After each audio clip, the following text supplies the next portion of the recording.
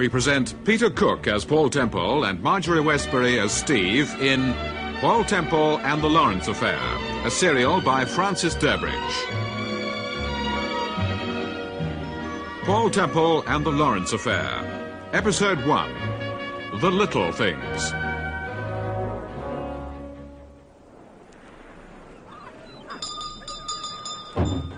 Good morning. Oh, good morning, Mrs. Temple. I didn't recognise you at first. I expect it's the scarf. My word, it's windy this morning. Have you been for a walk? Yes, I've been down to the quay. Almost as far as the lighthouse. Oh, you must have felt energetic. Yes. I'd like a packet of postcards, please, Mary, and some envelopes. Yes, certainly. I saw your brother Bob down at the quay. He's taking us out in the bay this afternoon. Oh, good. Bob will be pleased. He's been wanting to meet Mr. Temple ever since you've been down here. Yes, he's quite a salesman, that brother of yours. Oh, Bob's no fool. The hotel told me to make arrangements with an old boy named Salty something or other. Your brother... Oh, Salty West. Oh, it's a good job you didn't. He's a dear old soul, but he's never sober. That's exactly what your brother said. You'll be all right with Bob, Mrs. Temple. He's got a very nice boat. He'll look after you. It should be very pleasant this afternoon if the wind drops. Does the wind ever drop in Downburgh? Occasionally. Then it rains. Well, it's a heavenly spot anyway. I adore the harbour. Oh, it's all right out of season, but don't come here in August. There, that'll be 1 and 7, Mrs. Temple, please. Oh, thank you. What made you choose Downburgh? We don't get many visitors this time of the year. My husband's writing a book, and he wanted somewhere quiet away from the telephone, so we... Excuse me. Sharp day. Yes. I'd like some cigarettes, please. Oh, I'm sorry we don't sell cigarettes. Oh, well... You can get them across the street opposite the Plough and Anchor. Oh, thank you. Do you sell matches? No, I'm sorry. Oh, across the street, you say? Yes, there's a shop on the corner opposite the hotel. You can't miss it. Thank you. Sorry to have bothered. Oh, that's all right. Good day now. Good day. Well, he'll certainly know you again, Mrs. Temple. He certainly will. Talk about staring. Have you seen him before, Mary? No, never. But you know, it's surprising the number of people who come in here for cigarettes. I said to Bob only the other week, if we could get a tobacco license and extend the back parlour.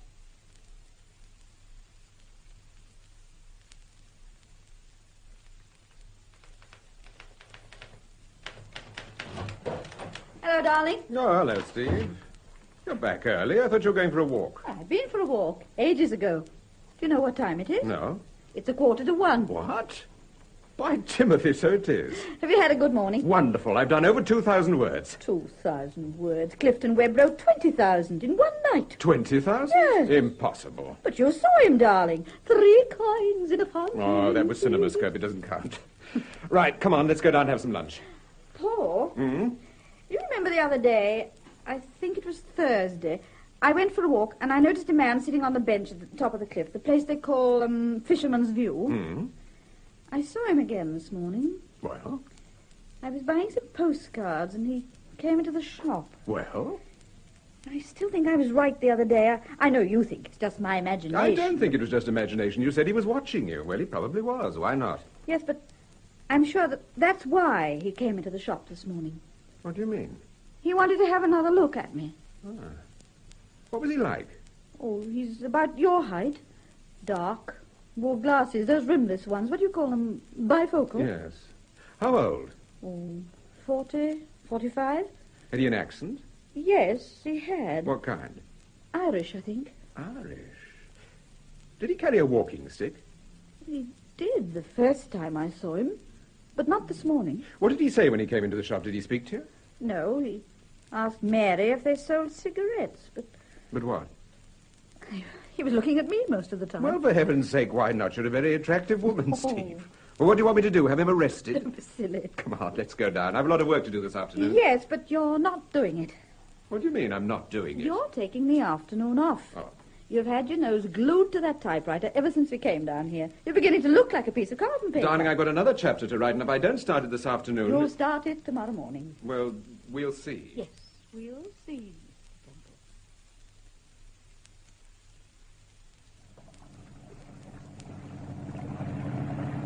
That's Pinford Point over there, Mr. Temple. Pinford Point? Yes. You remember Pinford Point? Is that where Lord Nelson went out to meet... No. It's got nothing to do with Lord Nelson. Binford Point. Yes. Don't you remember, Mr. Temple? It strikes a chord. Well, you mentioned it in one of your books. By Timothy, so I did. Yes, you did. Well, what's the joke? Well, you said there was a path right down to the sea. Well, isn't there? I'm afraid not. It's a sheer drop about 100 feet. Oh, dear. You'll have to change your reference library report. Yes, it looks very much like it. Do you read very much, Bob? Well, mostly crime stuff, detective novels and that sort of thing. Oh, yes. Mr. Temple, what do you usually look for when you're investigating a case? Oh, I don't know that I look for anything. I just hope to goodness I'm going to be lucky. But it isn't just a question of luck, surely. Luck plays a very important part. You'd be surprised. But in your last book, the principal character, the detective chap, said that in the final analysis, it was always the little things that became important.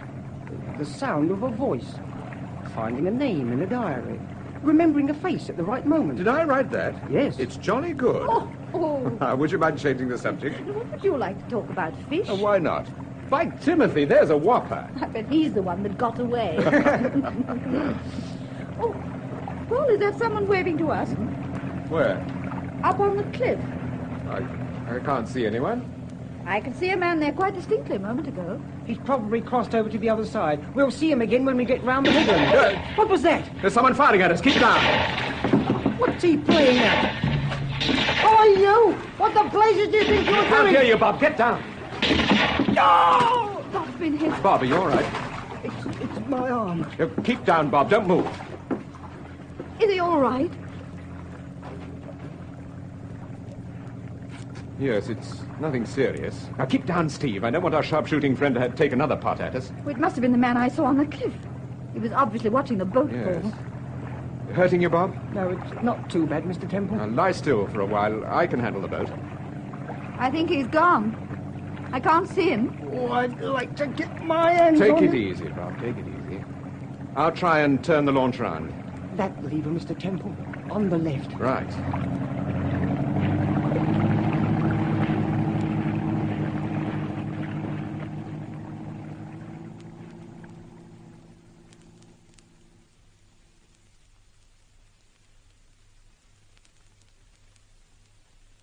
Mr. Temple, this mysterious stranger your wife was telling us about, the gentleman with the Irish accent. Yes?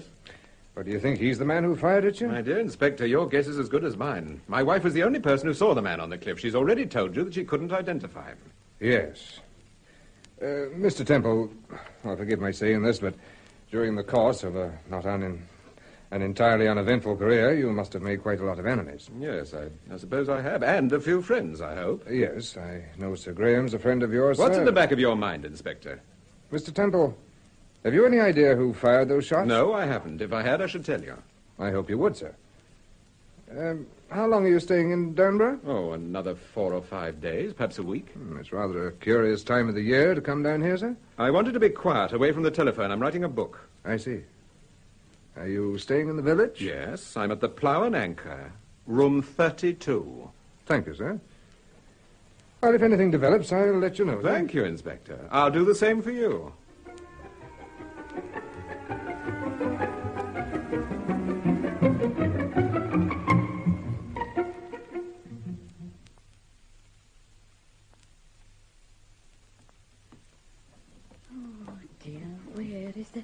What did you do with the cream shirt, Paul? Which cream shirt? The one with the collar attached. I'm still wearing it. Oh. By Timothy, just look at that suitcase. You'll never get that dressing gown in. Oh, yes, I will. You'll leave it to me. When it comes to packing, you're a genius, an absolute... Yes, well, would you mind getting off the bed and making yourself useful for a change? Well, I like that, I must say. A moment ago, you told me I was in the way. You are. Look, if you really want to help, put those books in your case. Oh, all right. Hello. Where did they come from? They're the books I lent Bob Gardner nearly a week ago. Yes, I know. I saw him this morning. I told him we were going back to town. Oh, where did you see him? Down at the quay? Yes. How was he? Oh, he was full of beans. He started work on Tuesday. Paul, pass me that dress. You're not going to try and get that in. Would you like to put it in your case? Don't be silly. Then it's got to go in this one. Come in. Oh, Inspector Ivor, come in. I'm sorry to disturb you, sir, but I heard you were going back to London this afternoon. Yes, we're catching the 5:10. Is anything wrong, Inspector? Yes, there is, Mrs. Temple. What is it? Bob Gardner's had an accident. What kind of accident? Well, apparently Bob and a man called Salty West tried to rescue a dog. It was trapped on Lighthouse Cliff. That's near Pinford Point. Yes, I know. Well, Bob tried to get down the cliff. It was a fool thing to do with a bad arm and only Salty holding on to him. And suddenly the dog started to bark and the old boy slipped. Was Bob... Yes. We found his body on the beach. He must have been killed instantaneously. Oh, poor Bob. What about old Salty West? Well, he was pretty badly shaken, of course, but he's all right now. He managed to scramble back onto the top of the cliff. What a terrible thing to have happened. Yeah. Inspector, you're quite sure this was an accident? Oh, yes, sir. Yes, there's no doubt about it. We've got a complete statement from Salty, and we found the dog. I see. Is there a doubt in your mind, sir? Is there a doubt in your mind, Inspector? No. No, sir, there isn't. Good. All the same... Well, it seems a curious coincidence after what happened the other day. but you took it for granted that the shots were meant for me, Inspector, or my wife. Yes. But I suppose they could have been meant for Bob Gardner. The same thought crossed my mind, Inspector.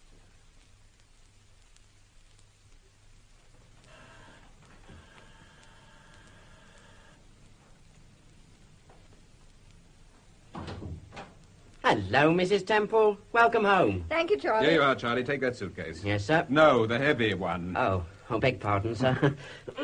Oh, crikey. Oh, Paul, just look at those letters. Mostly bills, I'll bet. Oh, never mind. It's nice to be home. I hope you had a pleasant journey, sir. Cold, Charlie. Ooh, very cold. Well, there's a very nice fire in the drawing room, sir. And Sir Graham Forbes. What do you mean, and Sir Graham Forbes? You mean Sir Graham's here? Yes, he telephoned this morning. I said I thought you'd be home about 8 o'clock. How long has he been here? Oh, about quarter of an hour, I should say. Right, we'd best see what he wants. Ah, here you are, Temple. Well, this is a pleasant surprise, Sir Graham. Well, let's just say it's a surprise, shall we? You look very fit, Steve. And you look very worried, Sir Graham. What's happened this time? Don't tell me all the bright little boys at Scotland Yard... Paul. Oh, Sylvia Ross has disappeared. Sylvia Ross? Yes. When? 3 days ago. A young man named Brian Dexter took her to a concert at the Festival Hall. That was on Tuesday night. After the concert... Who is Sylvia Steve, Ross? please. Go on, Sir Graham. Well, there's not much to tell. After the concert, they had supper at a restaurant in Maiden Lane.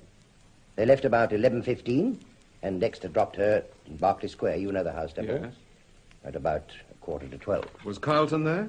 No, he was in Geneva. He flew back yesterday morning. Oh, Dexter.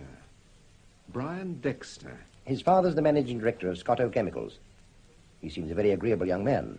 Good background, Eton, Oxford. Who introduced him to Sylvia? Carlton did. He's a friend of the boy's father. Look, would you mind telling me who is Sylvia Ross? She's Sir Carlton Ross's daughter, Steve. And he's the head of MI5.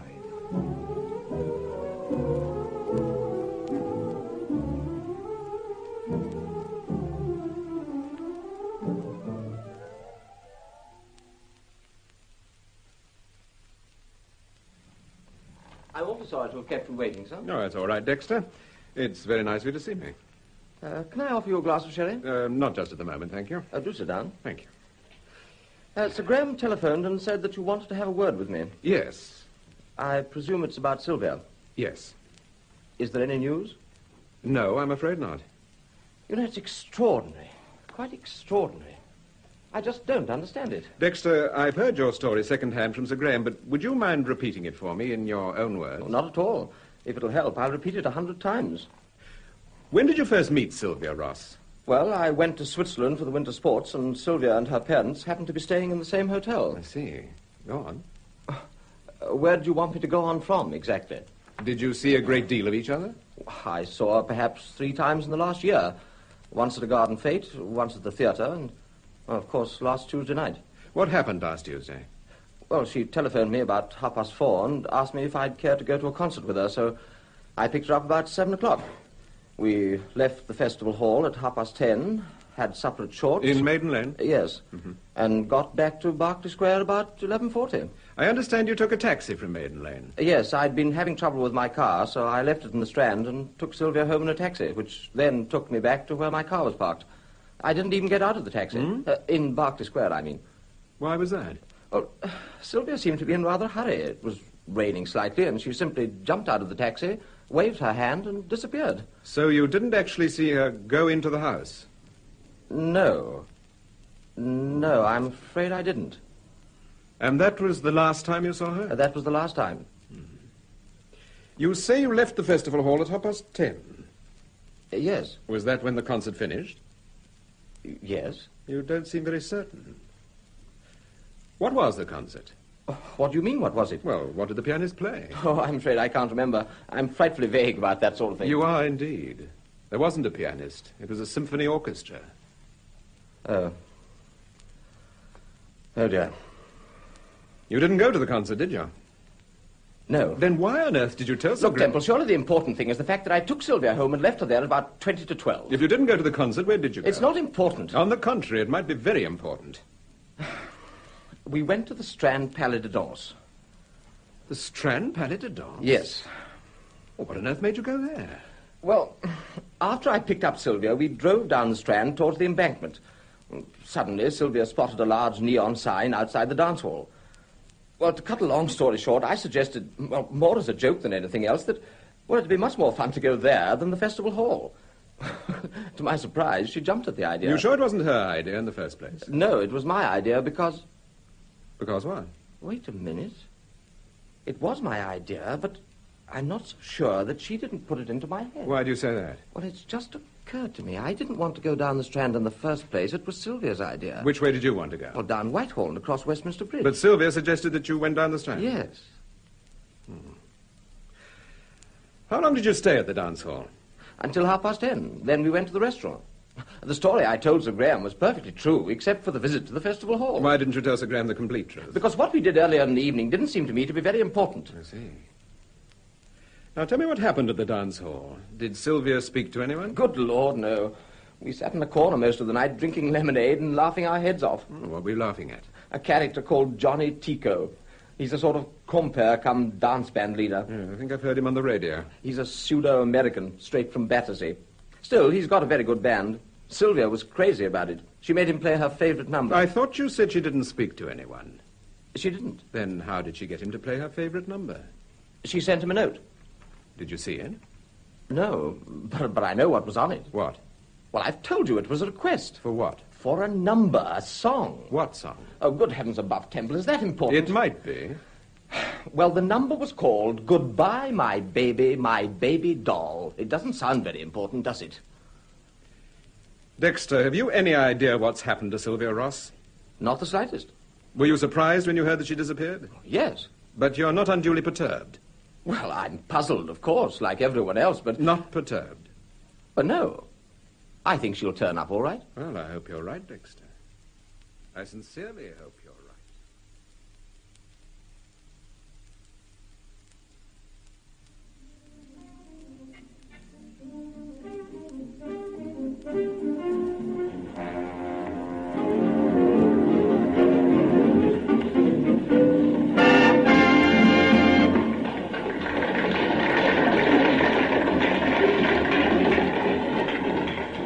Well, that's all, folks. Rest a while, boys and girls. Rest a while. We'll be with you again in just 5 minutes' time. Does he like himself? Almost indecent. Wait here, Steve. I'm going to have a word with him. Don't be long. I'll be back in a minute. Don't move from the table. Oh, all right, I won't.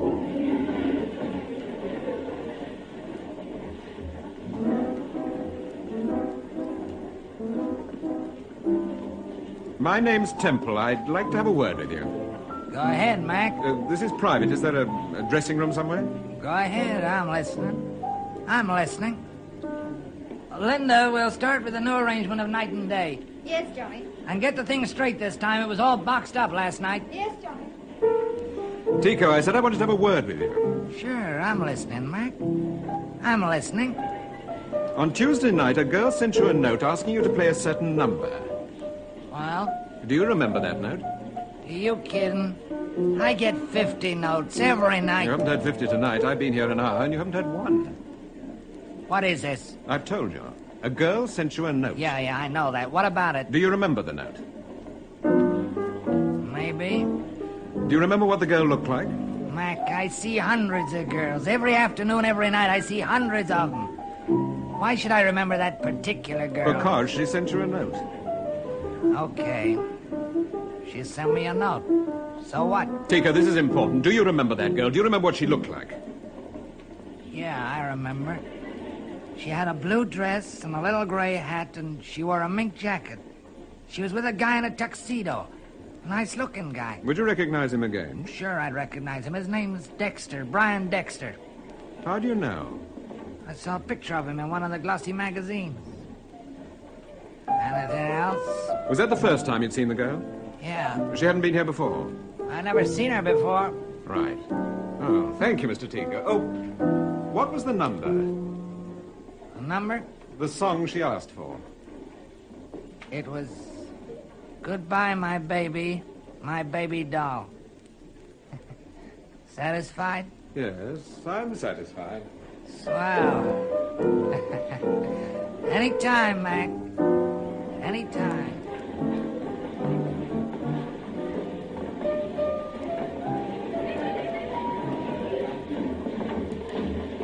Get your coat, Steve. We're leaving. Paul, that girl was watching you the whole time.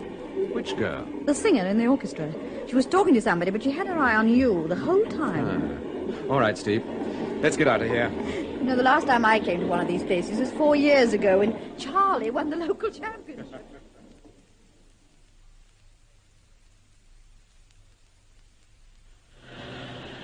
Oh, dear, it's raining. Would you like a taxi, sir? Oh, do you think you can find us one? I'll try, sir. Oh, thanks. Mr. Temple. Oh, that's the girl I was telling you about. The singer. Mr. Temple. Mr. Temple, could I have a word with you? Yes, of course. I'm Linda Tico, Johnny's wife. Well, I overheard part of your conversation and, well, Johnny didn't tell you the truth. Didn't he, Mrs. Teaker? No. You see, that girl, the one you questioned him about... Yes? I saw the note she gave him. Well? It wasn't what you thought. It wasn't a request at all. What was it? Look, Mr. Temple, if I tell you about the note, you won't question Johnny about it, will you? Don't worry, Mrs. Tico. I shan't even mention it to your husband. Well, I saw the girl give him the note, and I knew by the way he looked at it that there was something different about it. He read it and put it in his waistcoat pocket. Even that made me suspicious. Why? Well, usually when he gets a written request, he puts on quite an act, holding up the paper and whispering into the microphone. Go on. Later that night, while he was changing, I looked at the note. Well? It had a name on it, just a person's name and an address. What was the name and address? Do you remember? Yes, it said, Mr. Clive Lawrence, Hotel Steinbock, Zermatt. Mr. Clive Lawrence, Hotel Steinbock, Zermatt. Is that all it said? Yes, that's all. You haven't got the note? No, I put it back in his pocket. You see, well, in a way, I was rather relieved. I thought perhaps it was a different kind of note. You won't tell Johnny about this, will you? No, don't worry. I shan't say a word to your husband, I promise you. That's the band. I've got to get back, Mr. Temple. You wonder where I am. Goodbye. Poor girl. She's terrified of that overdressed slab of brilliantine. Excuse me, sir. Your taxi. Oh, thank you. Here you are. Oh, thank you, sir.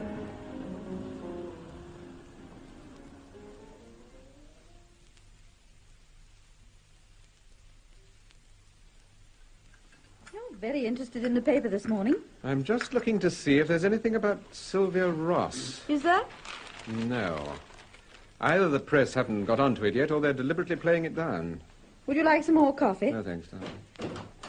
Oh, excuse me, sir. Miss Gardner would like to see you. Miss Gardner? Who's Miss Gardner, Steve?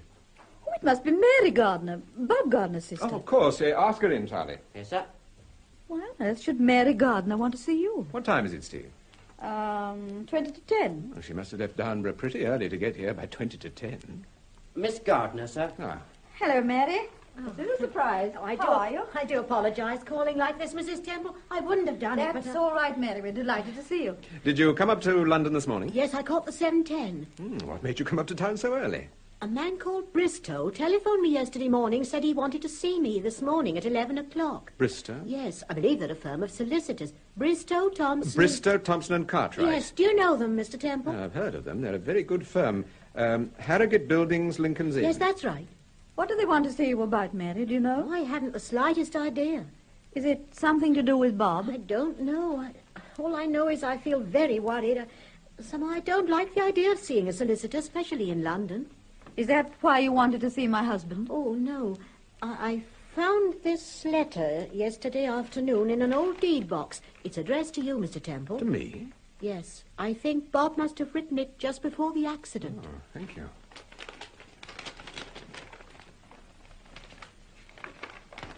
What does it say?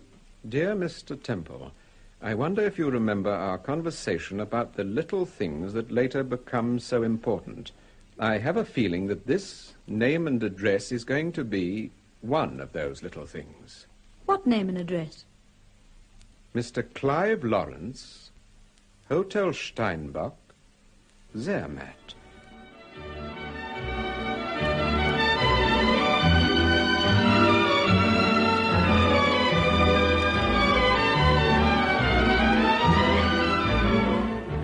That was the first episode of the Francis Durbridge serial, Paul Temple and the Lawrence Affair, with Peter Cook as Paul Temple and Marjorie Westbury as Steve.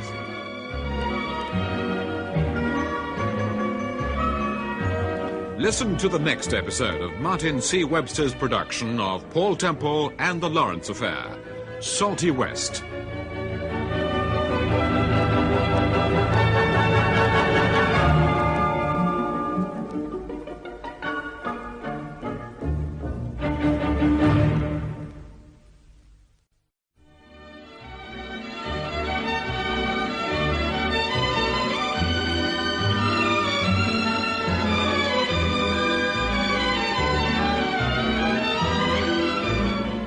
We present Peter Cook as Paul Temple and Marjorie Westbury as Steve in Paul Temple and the Lawrence Affair, a serial by Francis Durbridge.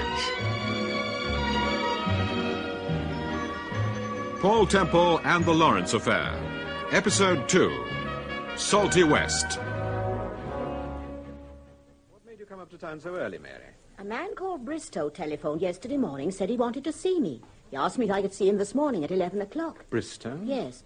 I believe they're a firm of solicitors. Bristow, Thompson... Bristow, Thompson and Cartwright? Yes. Do you know them, Mr. Temple? I've heard of them. They're a very good firm. Harrogate Buildings, Lincoln's Inn. That's right. What do they want to see you about, Mary? Do you know? I haven't the slightest idea.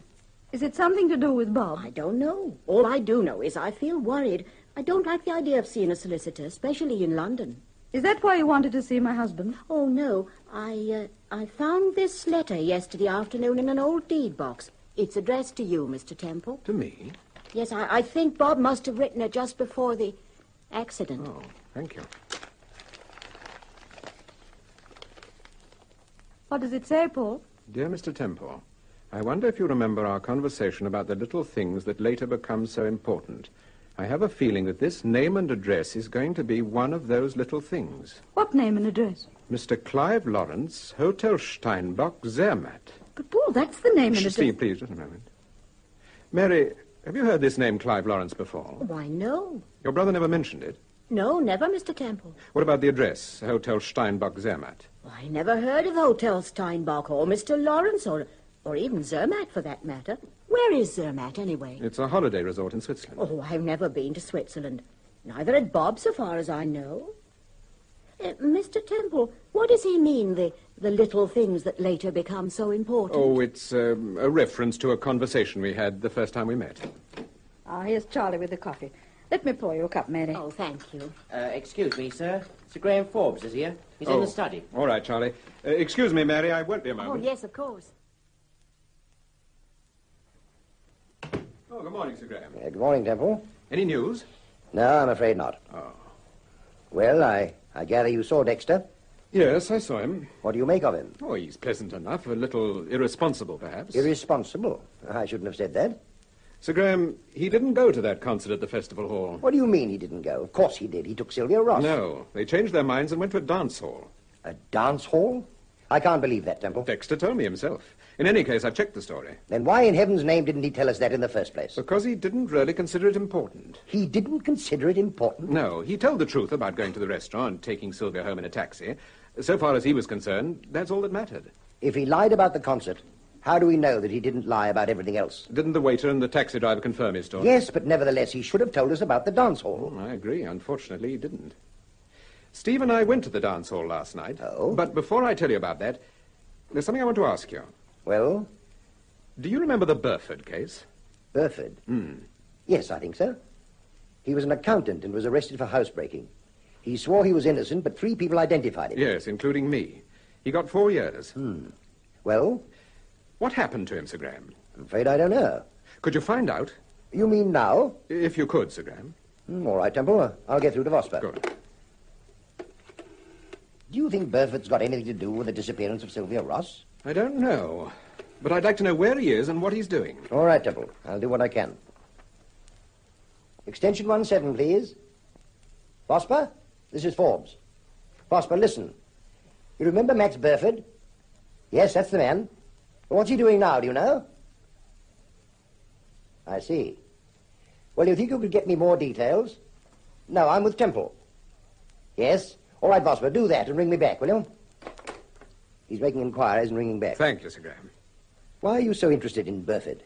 Well, just over a fortnight ago, Steve and I went to Downburgh. It's a little fishing village on the east coast. Yes, I know it.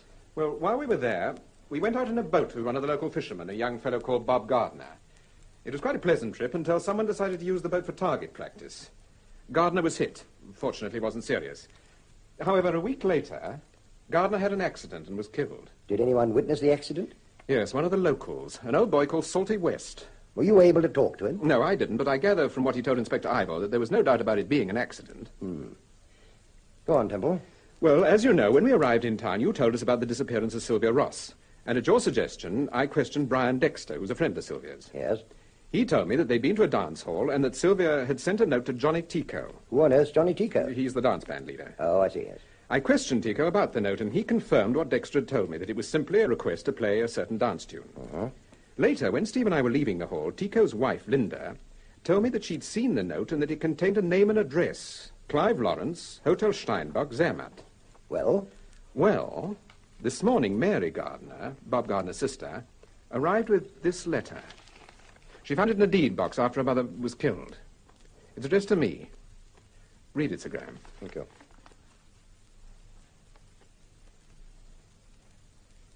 But this letter mentions the same name, Clive Lawrence, and the same address. Yes. I see. In other words, the death of Bob Gardner, in some way or other, might be connected with the disappearance of Sylvia Ross. It looks very much like it. But how does Max Burford fit into all this? I'm not sure that he does, but while we were staying at Downburgh, Steve suddenly had the feeling that she's being watched. She gave me a description of the man. And it reminded you of Max Burford, Yes, it did. Excuse me. Hello? Yes? Oh, hold on, will you? It's Vosper. Thank you. Hello, Vosper? Yes? Yes, I see. You're sure about that? Yes, all right, Vosper. Thank you for ringing. Apparently, Max Burford's living at Bray, near Maidenhead, and running a boat-building firm called Harper Brothers. Thank you, Sir Graham. Clive Lawrence, Hotel Steinbock. You know, Temple, I think MI5 ought to see this letter. All right, Sir Graham. I'll let you have it back sometime tomorrow.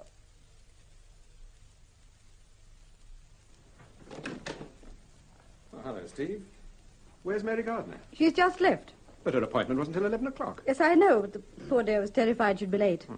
I've never seen anyone so nervous. She made me so jumpy that I've spilled a cup of coffee all over. Oh, dear. I had to lend her a coat. She's bringing it back at 4 o'clock. Oh, good. I wanted to see her again. Steve? Yes, dear? You remember that man you saw at Downburgh, the one who came into the shop? Yes. Do you think you'd recognize him again? Yes, I think so. Aren't you sure? I'm pretty sure, yes. Well, come on, darling. We're going out. Going out? Where? To Maidenhead. Why Maidenhead, for goodness sake? I want you to take a look at a man called Max Burford.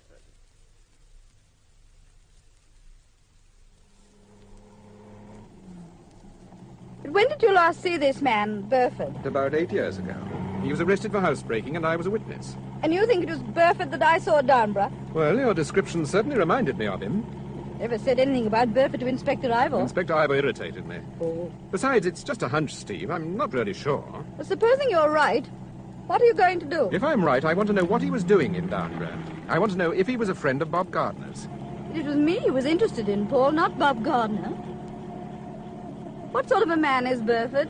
Well, the first time I met him, I quite liked him. He seemed intelligent and amusing. Later, he changed and became rather aggressive. When the case was over, he completely lost control of himself and went for me. I don't know why. I was just a witness. What do you mean he went for you? You mean he threatened you? Yes. And you think that's why he went to Downburgh? Darling, I don't know why he went to Downburgh. Always assuming he did. 8 years is a long time to nurse a grievance. Surely by now... Here we are, Steve. Shush. Pull in on the right, will you? That's it. Harper Brothers. Is that the place? Yes. It's quite a nice-looking building. Yes, if he owns this, he's done very well for himself. Oh, is that the river at the bottom of the lane? Yes. Stay here, Steve. I shan't be long. But I thought you wanted me to see him. Yes, but I thought if I don't see him, I shan't be able to tell you Yes, whether I he... know, Steve, I know, but just wait in the car. I shan't be long.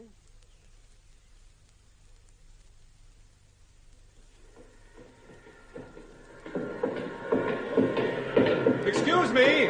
I'm looking for Mr. Burford. You'll find him in the drawing office, sir. Where is that? Through the paint shop, first door on your left. Mind your coat as you go through, sir. Thank you.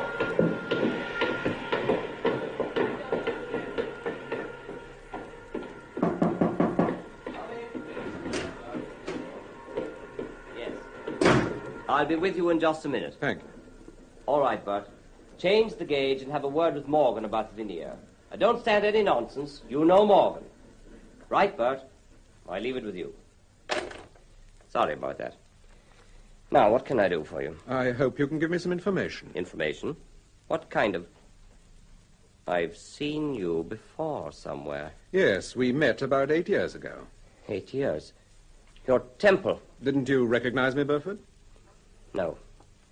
No, my eyesight's pretty bad these days. What is it? What do you want? I told you I want some information. Look, Temple, if you come down here to poke your nose into my affairs, I can tell you I'm right now... not interested in you or your affairs, Burford, providing, of course, you're not interested in me or mine. What do you mean by that? Well, 8 years ago, you threatened to kill me. Look, 8 years ago, I was a fool. I made a mistake and I paid for it, didn't I? So far as I'm concerned, that's dead and buried. I hope you mean that. Why shouldn't I mean it? Look, Temple, I've made no bones about the past. There isn't a man in this workshop who doesn't know who I am and what I am. I've built up a first-class business during the past 3 years, and I've built it up by working hard and being strictly honest. Now, I don't know why you came here this morning, but if you're out to make trouble for me, I warn you... I'm not out to make trouble for anyone. Now, take the chip off your shoulder, Burford, and relax. Now, to start with, I went into that witness box 8 years ago because I'd no alternative. There was nothing personal about it. I've told you I'm no longer interested in what happened 8 years ago. All right, all right. Tell me what happened a week ago. A week ago? Yes, in Downburgh. Downburgh? Yes. I've never been to Downburgh. You were there a week ago. Unless I'm mistaken, my wife saw you there. You are mistaken, Temple. And so's your wife. All right, Burford. You don't believe me, do you? It's a pity you didn't bring your wife down here. We could have had another identity parade. My wife's outside in the car. All right. Let's have a word with Mrs. Temple.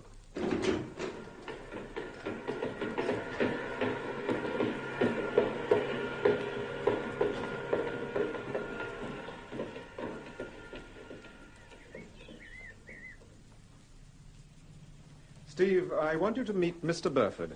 Good morning, Mrs. Temple. Good morning. Steve, is Mr. Burford the man you saw at Downburgh? Well, am I Mrs. Temple? No. You sure? Yes, I'm quite sure, Paul. Thank you, Mrs. Temple. Burford, I'm sorry. There's nothing to be sorry about. Mistakes happen. Is there anything else, Temple? No. Well, if you'll excuse me, I've got rather a busy morning. Goodbye, Mrs. Temple. Goodbye. Oh, Burford. Yes? Wait a minute. What is it? Look, don't get any silly ideas. About this morning, I mean. I was simply making a routine inquiry and... Well, what I'm trying to say is, forget this morning. Don't let it worry you. I won't. I've other worries, Temple. Goodbye. Goodbye, Burford. Good luck. Thank you. Well, I don't think much of your hunches. What do you mean you don't think much of them? Move over, Steve. I'll drive. No, it's all right. I'll drive. Steve, move over. Now. It's no good being irritable. I'm not irritable. I'm not the least irritable. Get in. And I will drive. Oh, all right. Well, where do we go from here? We'd better have some lunch. There's a hotel just round the corner. Yes, all right. Steve, Steve, you're sure it wasn't Burford you saw at Downburgh? I'm positive, darling. He looked very much like Burford. He had the same rather peculiar way of looking at you and the same accent, but it wasn't Burford. You're sure? Yes, I'm sure.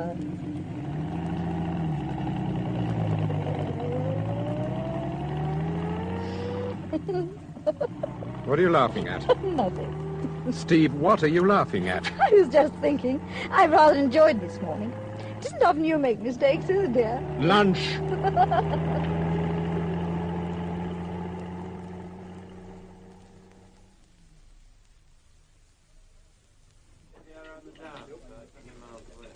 I'm afraid this is the only table we've got, sir. We're very crowded today. Oh, dear. This chair isn't very comfortable. Oh, would you like to sit here, Steve? There's a superb view of the kitchen. Oh, there's someone waving to you. Well, probably the chef. No, darling. I mean the young man standing over there. Oh, he's coming over.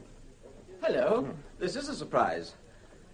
Oh, are you lunching here? Eventually. Oh, I beg your pardon. I don't think you know my wife, Brian Dexter. Do you? How do you do? How do you do? Oh, what are you doing in this part of the world, Dexter? Oh, I'm frequently down here. Really? Yes, I'm interested in a publishing firm at Henley. I see. I suppose there isn't any news. About Sylvia, I mean. No, I'm afraid not. Inspector Vosper phoned me this morning. My word, he was angry. I suppose you told him about the dance hall. I told Sir Graham. I had to. Yes, of course. You know, I didn't take this thing very seriously at first. It seemed to me that Sylvia had simply tootled off somewhere and was probably staying with some aunt or other. And now I'm not so sure. Why aren't you so sure, Mr. Dexter? Well, the police are making such a fuss. They've questioned me twice, and this morning I heard they've been making inquiries about me from a chap I was up at Oxford with. Why, I mean, they don't go to those lengths unless they're pretty worried. They're pretty worried, Dexter. Well, let's hope there's some news fairly soon. Goodbye, Mrs. Temple. Goodbye. Oh, Dexter. Yes? When I saw you last night, I think you told me that you first met Sylvia in Switzerland. That's right, at the Winter Sports.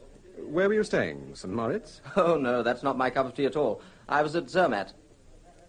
And Sir Carlton and Lady Ross were at the same hotel? That's right. I told you, that's how I met Sylvia. It was funny, really. I never dreamt her father was the head of MI5. One night I made a complete ass of myself.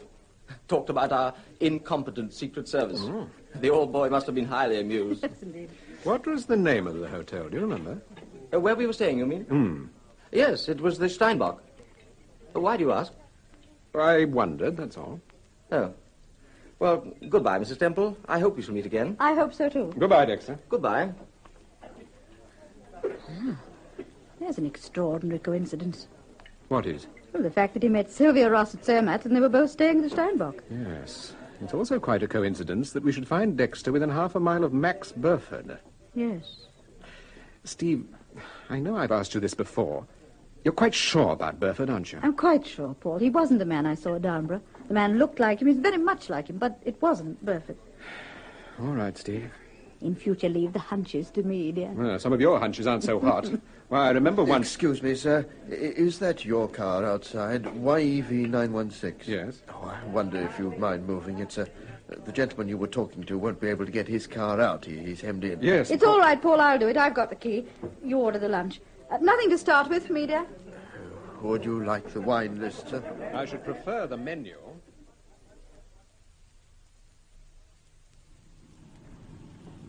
Oh, I didn't realize it was your car, Mrs. Temple. I'm sorry. I'm afraid I'm always doing this sort of thing. Well, if you unlock it, we can release the brake and I can push it back.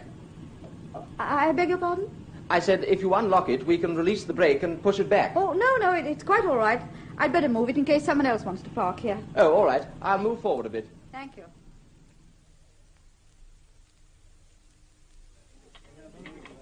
Right, Timothy, Steve, I thought you were never coming. I'm sorry. It took rather longer than I thought. I've ordered you the plat du jour. Yes, all right, Paul. Well, don't you want to know what it is? Hmm? I said, don't you want to know what the plat du jour is? Steve, is anything wrong? No, darling, why? You look miles away. Did Dexter say anything to you? No, he just moved his car. What do you make of him? Who? Dexter, Steve, Dexter. Oh, seems quite a pleasant young man. What did you say you'd order? The plat du jour, dear. That's French for... Steak and kidney pie, sir. Oh, well, thank you very much.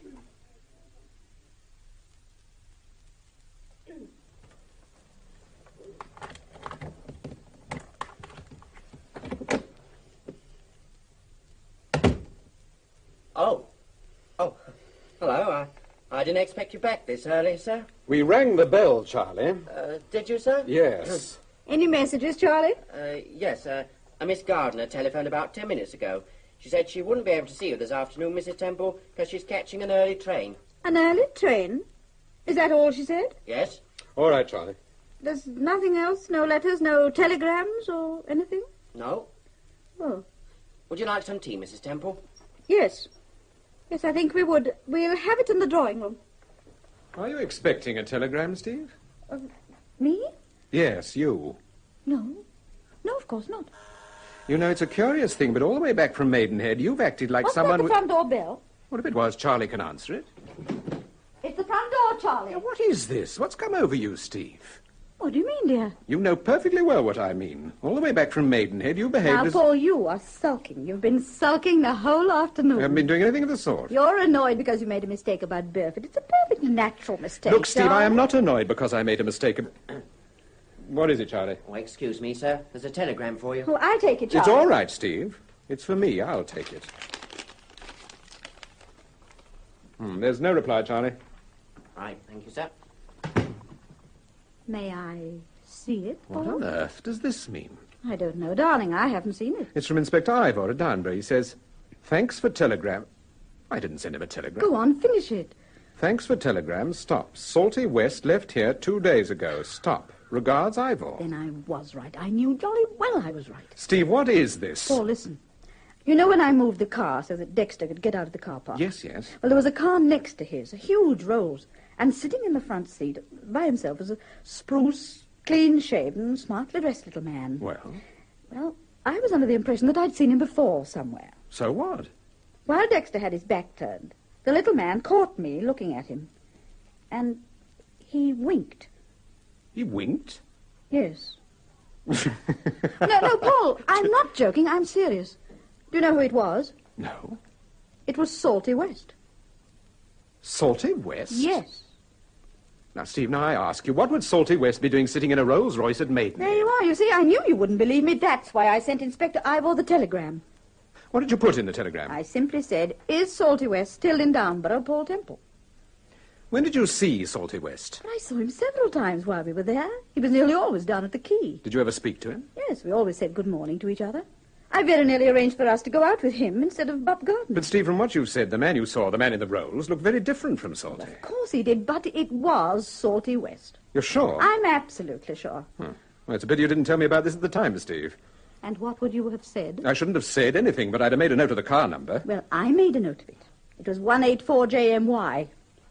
Oh. Yeah, I'm not quite such a fool as I look. Oh, Paul, don't you believe me? Don't forget, Salty was with Bob Gardner when the accident happened, if it was an accident. Yes, I know. I haven't forgotten that. Salty West left here 2 days ago. What are you thinking? I was just wondering why he winked.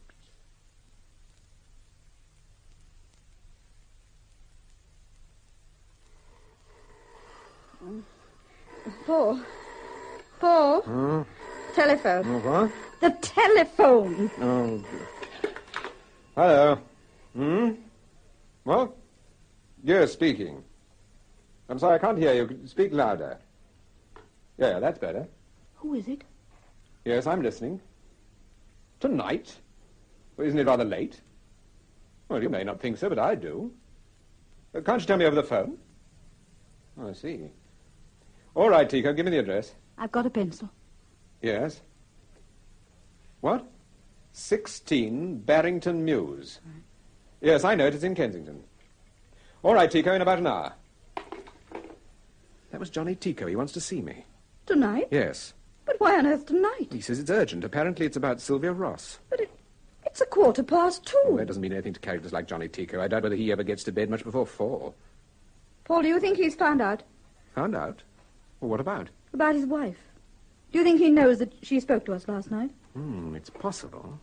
What did he say, exactly? He simply said, I've got to see you, Mr. Temple. I want to talk to you about Sylvia Ross. Paul, why don't you ring Sir Graham? Oh, it's very late, Steve. Oh, please, go on, darling. Oh, all right.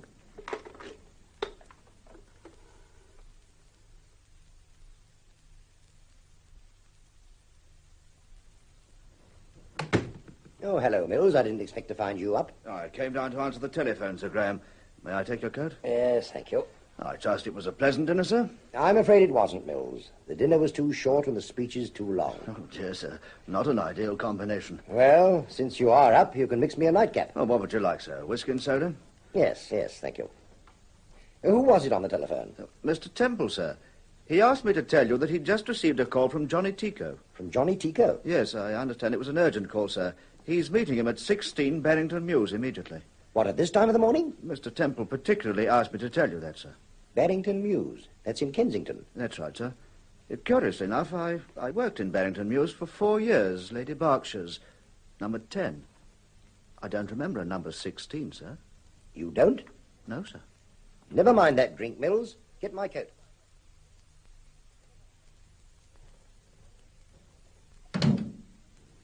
Yes, this is Barrington Mews. It's very dark. It's a good job you brought the torch. I don't know why you came, Steve. You'd be far better off in bed. I've missed the opportunity of meeting Mr. Tico. I'll bet he's got the most ravishing dressing gown. Yes, with pictures of himself all over it. Did you leave a message for Sir Graham? Yes, they said they were expecting him back any moment. I say, that's funny. This house is number 3. Let's see what's on the other side.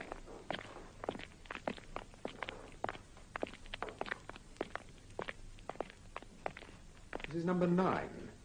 And that's 8 on the other side. There isn't a 16. Oh, it's always the same in a mews. You can never find the number you want. You shall probably find 16 sandwiched between number 4 and number... Temple! Mr. Temple! Who's that? Mr. Temple, where are you? It's Mary Gardner. Oh, you've put the torch out. She can't see us. Quickly, Steve. I think she's over there.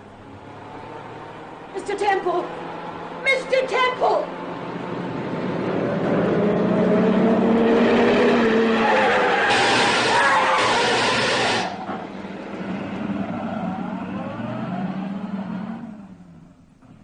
There she is. Paul, is she badly hurt? Steve, wait here. Stay with her. There's a phone box on the corner. I'm going to ring for an ambulance. Paul. What is it?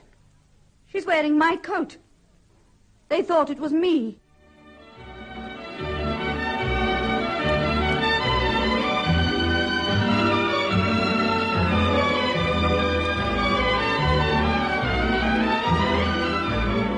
That was the second episode of the Francis Durbridge serial, Paul Temple and the Lawrence Affair, with Peter Cook as Paul Temple and Marjorie Westbury as Steve.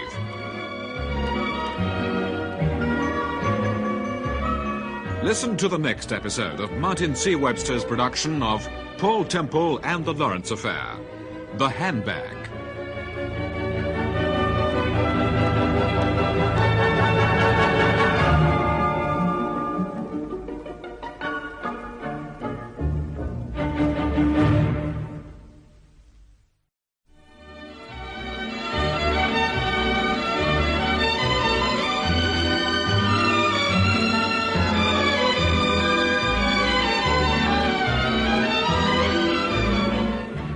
We present Peter Cook as Paul Temple and Marjorie Westbury as Steve in Paul Temple and the Lawrence Affair, a serial by Francis Durbridge. Paul Temple and the Lawrence Affair, Episode 3, The Handbag.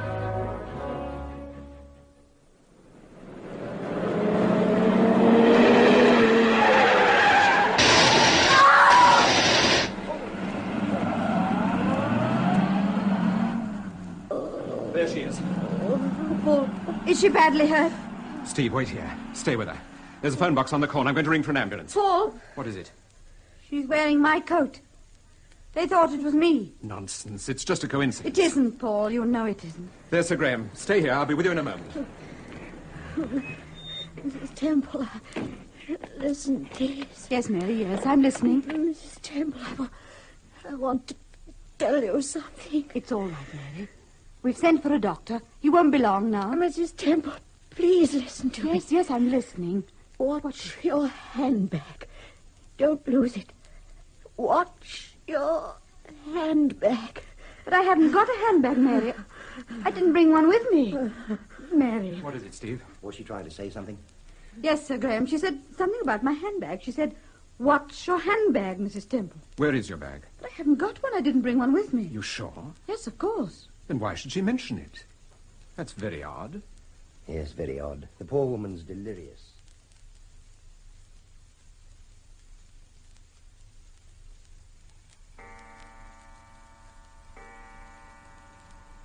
Well, would anyone like a drink or something? Sir Graham? No, not for me, thank you, Steve. I make it 10 to 5. Is that clock fast? Yes, it is. Dear, I'm so tired. Well, there's no reason for you to sit up, darling. No. I shall go to bed. Vosper have been here hours ago. Oh, he's probably staying at the hospital. I told him to leave someone there and report straight back here. Well, there must be some good reason. Temple, you're sure it was Tico on the telephone? Well, he said it was Tico, and it sounded exactly like him. When you questioned him about the note, did he admit he knew Sylvia Ross? No, he simply said he remembered her. He remembered Dexter, too. Sir Graham, did you make inquiries about the name that was on that note, Clive Lawrence? Yes, of course. We've been through to the Swiss people. They're contacting the Steinbeck Hotel. I see. Paul, I think I'll take your advice and go to bed. All right, dear. I'll be up shortly. Right. Good night, Sir Graham. Good night, Steve. Oh, good morning, or whatever it is. Sleep well, my dear. Thank you. Cigarette, Sir Graham? No, thank you, Temple. I gather you saw Max Burford? Yes, but I was wrong about him. He's never been to Downburgh. Well, what made you suspect him in the first place? Steve's description. She said the man was about my height, wore bifocal glasses, and had an Irish accent. That certainly sounds like Burford. That's what I thought, but I was wrong. Oh, by the by, Sir Graham, I've got a car registration number here. Do you think you could get one of your people to check it for me? Yes, of course. It's 184JMY. 184JMY. Yes, it's a Rolls. I'd like to know who the car belongs to. Is it urgent? Well, I'd like to know as soon as possible. It isn't the car that drove past the Mews, the one that Mary Gardner... No. It was parked outside a hotel at Maidenhead. There was someone in the car, and Steve thought it was someone she'd seen at Downburgh, an old boy called Salty West. Salty West? Yes, apparently... Inspector Vosper's here, sir. Oh, come in, Vosper. All right, Charlie, get off to bed now. Thank you, sir. I'm sorry to be so long, Sir Graham. I didn't leave the hospital until 3 o'clock. How is Miss Gardner? Not too good, I'm afraid. She was still unconscious when I left. If you left the hospital at 3, where on earth have you been, Vosper? It's nearly 5 o'clock now. I've been having a talk with Johnny Tico. Where did you find Tico? Well, I finally ran into Earth at a rehearsal room in Baker Street. What, at this hour of the morning? Those boys never go to sleep, sir. The night watchman at the Peril told me about the rehearsal room.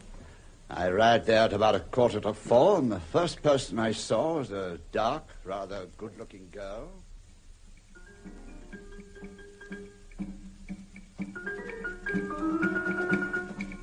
Excuse me. I'm looking for Johnny Tico. I'm Mrs. Tico. Can I help you? Is that your husband, Mrs. Tico, on the platform? Yes. Thank you. No. Wait a minute, please. What is it you want to see my husband about? It's purely a private matter. Have you written a song? No, I haven't written a song, Mrs. Tico. My name is Vosper, Detective Inspector Vosper. Oh, well, one moment, please.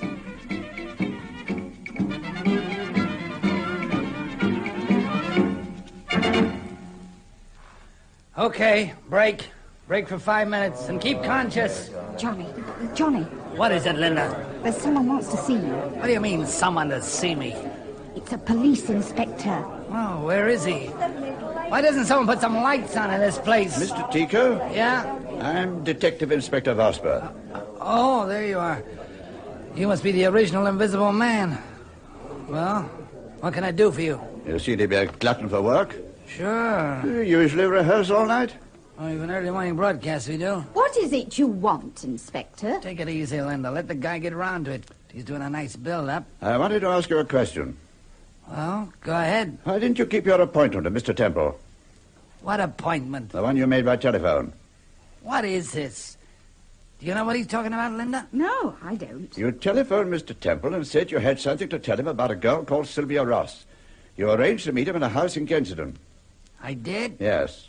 Who told you that? Mr. Temple did.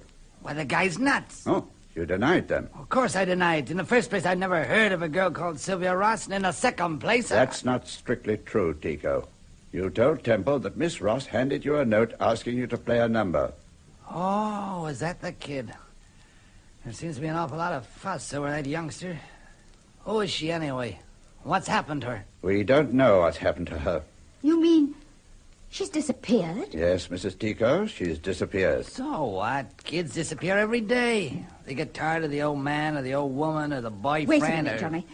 You say Mr. Temple told you that my husband phoned him? Your husband telephoned him and said he had some information about Sylvia Ross. He asked Mr. Temple to meet him at 16 Barrington Mews. Temple kept the appointment, but... But I didn't. Exactly. You bet I didn't. I knew nothing about it. For the simple reason that I didn't phone Mr. Temple or anyone else. Temple says you did. Okay, it's his word against mine. What time was this phone call made, Inspector? About 1:45. Where were you at 1:45, Mr. Tico? Well, I wasn't playing canasta. Johnny. I was in a taxi traveling to this crummy joint. Was anyone with you? Sure. There were 5 of us, not counting Linda. Where did you pick the taxi up? I didn't pick it up. It picked me up at the Pally. Inspector, what happened at Barrington Mews? Well, Mr. Temple was looking for number 16. A woman called Mary Gardner turned up. Mary Gardner? Oh, you've heard of Mary Gardner? No, I just wondered what Who is she anyway? She's a woman Mr. and Mrs. Temple met while they were staying at Downburgh. Well, what was she doing at Barrington Mews? Your guess is as good as mine, Mrs. Tico. Didn't she tell you, or Mr. Temple, what she was doing there? Unfortunately, she didn't have an opportunity. She was shot. Shot? Yes. You mean someone deliberately... Oh, how dreadful. But what happened, Inspector? Johnny, when are we going to start again? Is this a rehearsal or a vacation? I'll be with you in a moment, Ed. Go on, Inspector. What happened to Mary Gardner? Well, the car came round the corner just as she entered the mews. Someone fired from the car and Miss Gardner was hit. Was she killed? No. I'm afraid it's very serious. However, this obviously doesn't concern you if you don't know Miss Gardner and you didn't phone Mr. Temple. I certainly didn't make that phone call, Inspector. I see. Well, thank you. I'm sorry to have interrupted your rehearsal.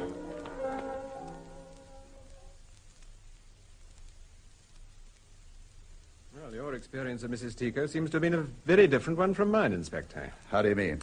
Well, the night I saw her, she seemed scared to death of her husband. Yes, I can understand anyone thinking that. But that's not what you think. No. I think Tico talks loud and acts loud. She's the brains of the outfit. Well, you may be right, Inspector. But what about Tico himself? Do you think he was telling the truth? Not about Mary Gardner. It's obvious they both knew her. On the other hand, I do think he was telling the truth about the phone call. I'm inclined to agree with you, Inspector. Well, if Tico didn't phone you, Temple, who did? No, excuse me. Hello? Mr. Temple? Yes? This is Sergeant Bell, sir. I'm speaking from St. Catherine's Hospital. Oh, yes, Sergeant. Would you deliver a message to Inspector Vosper, sir? Yes, certainly. I'm afraid it's bad news, sir. Miss Gardner died 10 minutes ago. Oh, thank you, Sergeant. I'll tell the Inspector. Very good, sir. Did she regain consciousness? Only for a few moments, sir. She said something, but I'm afraid it didn't make sense. What did she say, Sergeant? It was something about Mrs. Temple's handbag, sir.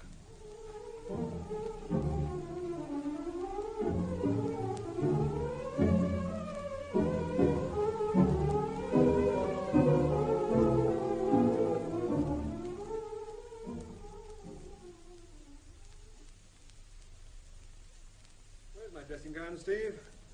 Oh, it's on the foot of the bed. Oh, thank you.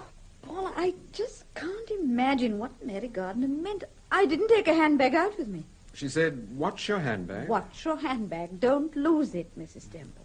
Steve, how many handbags have you got? Oh, dear. Here we go. No, seriously, Steve. Well, I've got about 6 or 7 altogether, but there are 2 I use fairly regularly. Where are they? They're in that drawer. Oh, there's this black one. Oh, yes, that's the one you bought me when we had the row. Yes, darling, I remember. Well, I use that more than any of the others. Is this the one you took to Downburgh? Yes. So if Mary Gardner was referring to a particular handbag, it was probably this one. I suppose so. I doubt if she's ever seen any of the others. See if there's anything missing, Steve. Lipstick, mirrors, compact. Oh, yes, everything's here.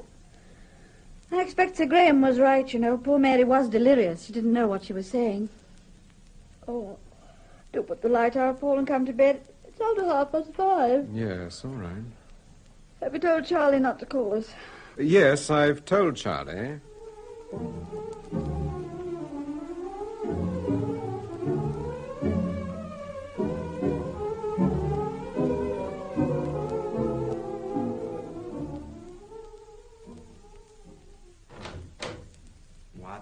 you some more toast, sir. Oh, thank you, Charlie. Shall I take a cup of tea to Mrs. Temple? No, you'd better wait until she wakes. It's all right, I'll take it. Hello? Mr. Temple, Speaking. this is Webster. Oh, good morning, Inspector. What can I do for you? I understand from Sir Graham you're interested in registration number 184JMY. Yes, that's right. It's a Rolls Royce, and it belongs to a Mr. De Silva. Mr. De Silva? Yes, Ernest De Silva. He's an eye specialist. He's got rooms in Harley Street. Oh, do you know him? No, but he's got a very good reputation as an eye specialist. Oh, I see. Well, thank you, Vosper. Not at all. Goodbye. Goodbye. Charlie! Yes, sir? I want the telephone directory, A to D. Very good, sir. Will you come in now, Mr. Temple? Oh, thank you. Mr. Temple, sir. Ah, good morning, Mr. Temple. Good morning. I'm so sorry to have kept you waiting. I only heard about your appointment a few moments ago. Do sit down, please. thank you. Oh, nurse, will you tell Barker I want to see him? Yes, sir. Well, I imagine you're a very busy man, Mr. De Silva, so I'll come straight to the point. Obviously, you don't wish to consult me professionally, Mr. Temple. Oh, why do you say that? Well, none of my patients ever come straight to the point. I see. Now, I wanted to have a word with you about your car. My car? Yes, I understand you have a Rolls 184JMY. That's correct, yes. Yesterday afternoon, your car was parked outside the Stag's Head Hotel at Maidenhead. Yesterday afternoon? Yes. Are you sure? Quite sure. Go on, Mr. Temple. There was a man sitting in the car. I should like to know who he was and if by any chance he's a friend of yours. This is a most unusual request. I don't quite know what to say. Well, suppose you answer the question. Very well.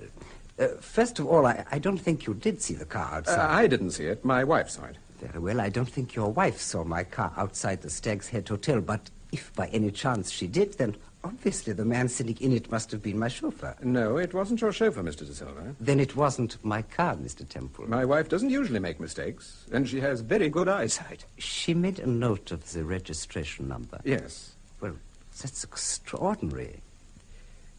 Did you use the car yesterday? Oh, yes, now. Let me see. My chauffeur took me to St. Gregory's Hospital at 11 o'clock and picked me up again at about 3:45. Then it could very easily have been your car my wife saw. It could have been, yes, but what was my car doing at Maidenhead? That's a question for your chauffeur, Mr. De Silva. Oh, yes, indeed. But tell me, I'm intrigued. Why are you so interested in this man? Well, my wife thought she recognized him. I think she was mistaken, so we had a little bet. I'd like to settle the matter once and for all. But tell me, how can you possibly win if you bet against your wife? It's an impossibility, Mr. Temple. Yes. You wanted to see me, sir? Ah, yes, come in, Barker. This is my chauffeur. Good morning. Barker, what did you do yesterday afternoon after you dropped me at the hospital? I called at Harridge's, sir, and picked up some parcels for Mrs. De Silva. And after that? After that, I took the car back to the garage, sir. What time was that? About 12 o'clock, sir. Mm-hmm. What did you do then? Well, I started to clean the car, sir. Then I had lunch. And after lunch? Well, I finished cleaning it, did one or two odd jobs, and then picked you up at the hospital, sir. You didn't go out to Maidenhead? Did you want me to go to Maidenhead, sir? That's not what I asked you, Barker. Did you go to Maidenhead? Why, no, sir. Thank you, Barker. Pick me up at 4:30, will you? Yes, sir. Well, there you are, Mr. Temple.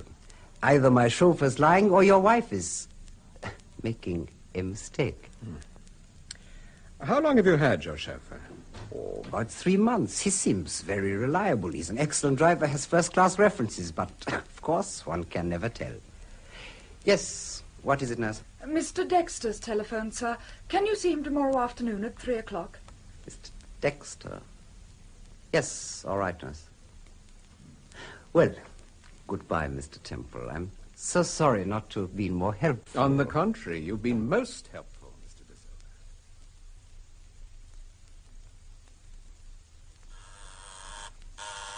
Oh, I'm coming. Oh, hello. Where's Charlie? Oh, he's out.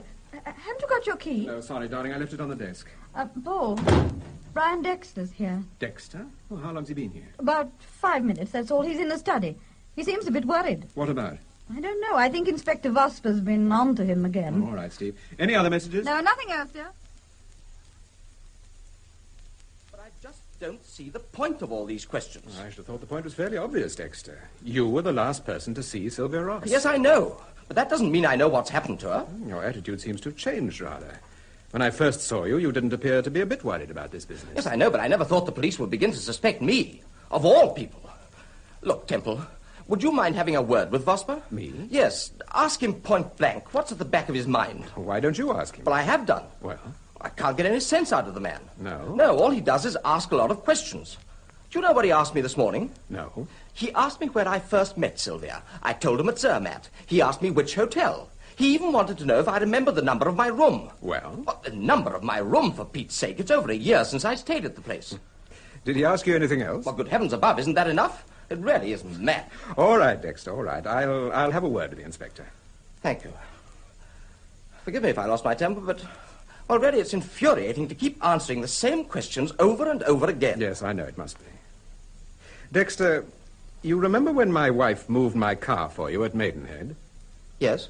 There was another car quite close to yours. Oh, there were several. Yes, but this was actually next to yours. Oh, I think there was a Rolls next to mine. Yes, that's right. Did you take particular note of it? No. It was black, fairly new. I don't remember anything else about it. Was there anyone sitting in it? If there was, I can't remember. You don't remember whether it was the chauffeur? I honestly don't. I have a feeling there was someone in the car, but I can't remember what they looked like. Was it a man or a woman? I'm afraid I don't know. Why? Oh, nothing. He bumped my car, and I thought I'd like to have a word with him. Oh, I thought that sort of thing only happened to me. Well, goodbye. I'm sorry to have bothered you, but if you can have a word with Vosper... Yes, I certainly will. Thank you. Well, I'll see you out. Oh, Dexter. Yes? Don't think I'm trying to emulate the inspector, but do you mind if I ask you a personal question? Well? Do you wear glasses? Glasses? Yes. Why, no. Oh, I didn't notice anyone in the Rolls because I didn't take the trouble to look.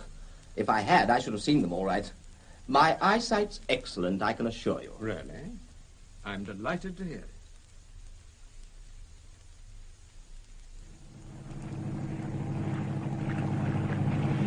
What time do you make it, Sergeant? Just after 6, sir.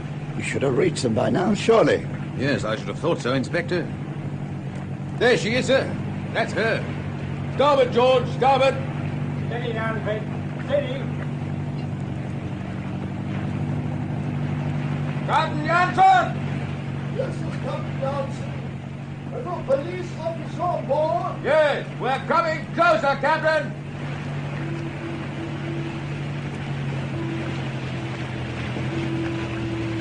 Steady, Fred. On the rope. Careful, sir. It's not as easy as it looks. I can manage, Sergeant. Okay, Fred. Keep her like that.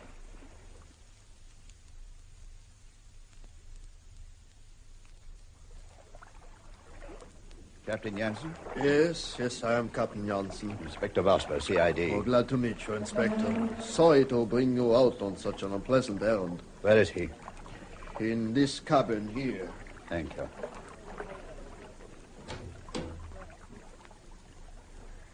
There you are. Hmm. You recognize him, perhaps? No, I've never seen him before. Where did you pick him up? About a mile from Couple's Wharf. Oh, there was a wallet. It fell out of his pocket. I keep it for you, Inspector. Here it is. Thank you. I look inside for the name, but there's nothing. No information, just some money and some, what do you call them, snapshots, photographs. Photographs? Yes. I put them on my desk because they are wet, and I thought perhaps it would be better for you and for the photographs. How many are there? 6. All snapshots the same person. Oh, but so, see for yourself. Thank you. You know this lady? Yes, I know her, Captain. I know her.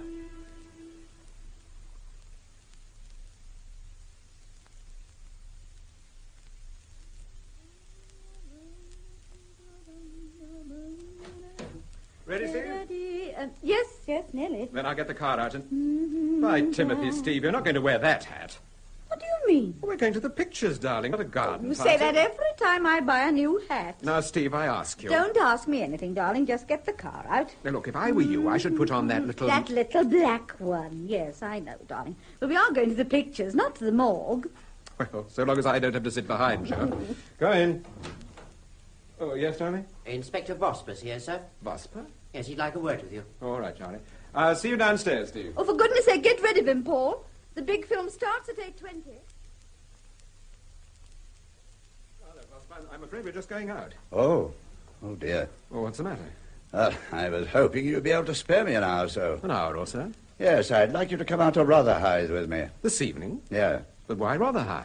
A man was picked out of the river late this afternoon. I'm hoping you might be able to identify him. Well, what makes you think I can identify him? Well, I don't know for certain that you can, but I'd like you to try. Yes, all right, Vosper.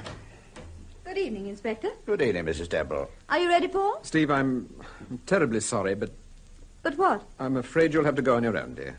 Oh, but why? Something's happened, Steve. What? I'll tell you later. Oh, all right. You take the car, I'll meet you for supper. I'll book a table at Luigi's. Are you going with the Inspector? Yes. I'll see you at Luigi's at about 10:30. I'm not really mad about this film, you know. I could go with you. I would have suggested that, Mrs. Temple, but I don't think it's a very good idea. No, you're not exactly dressed for the morgue, darling. No. Oh.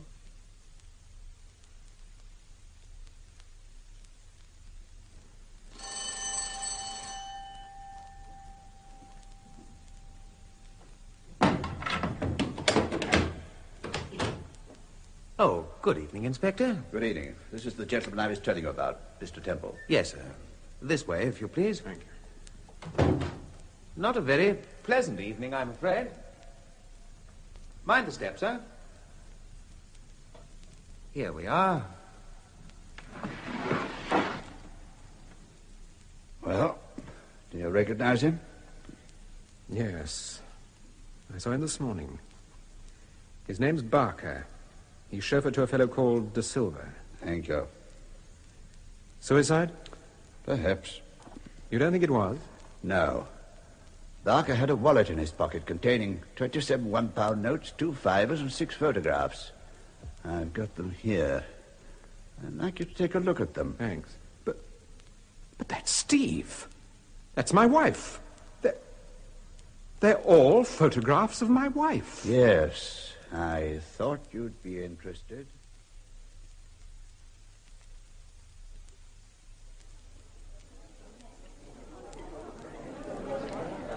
Good evening, Luigi. Oh, good evening, Mr. Temple.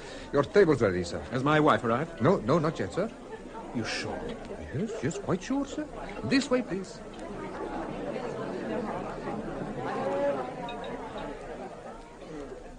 I make it 11:15, is that right? Yes, it's about 12 minutes to be exact, sir. Oh, my wife should be here by now. There's so much traffic these days. I'll have Madame shown to your table the moment she... here's Mrs. Temple. Good evening, Madame. Good evening, Luigi. How are you? Oh, I'm very well, thank you, Madame. It's so nice to see you again. It's nice to see you again. Yeah, I'll send the waiters straight away, Mrs. Temple. Thank you. Sorry, my dear. I got caught in the theatre traffic. I think I'd like a drink, please. Yes, all right. I'll get the wine waiter. You sound very serious. Is something wrong? Yes. What is it? I'll tell you after supper, Steve. Why not now? No, I'd rather tell you afterwards, darling, while we're having coffee. Paul, you're not feeling ill. No, I'm fine. Don't worry, Steve. I'll tell you all about it afterwards. All right. Well, I'm going to powder my nose, darling. And while I'm away, you can order me the largest dry martini you have ever... Paul. What is it, Steve? I've lost my handbag.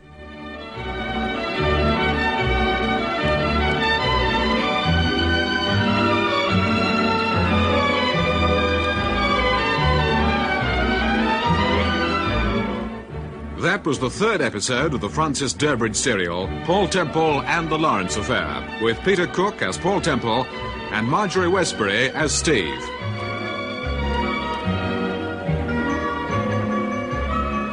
Listen to the next episode of Martin C. Webster's production of Paul Temple and the Lawrence Affair. Return to Downburgh.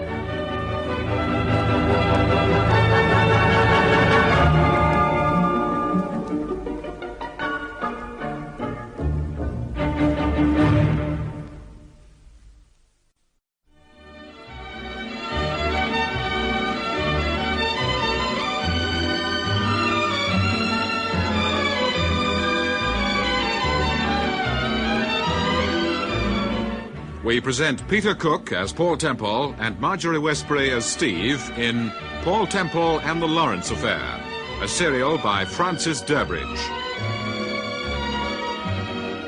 Paul Temple and the Lawrence Affair, Episode 4, Return to Downburgh.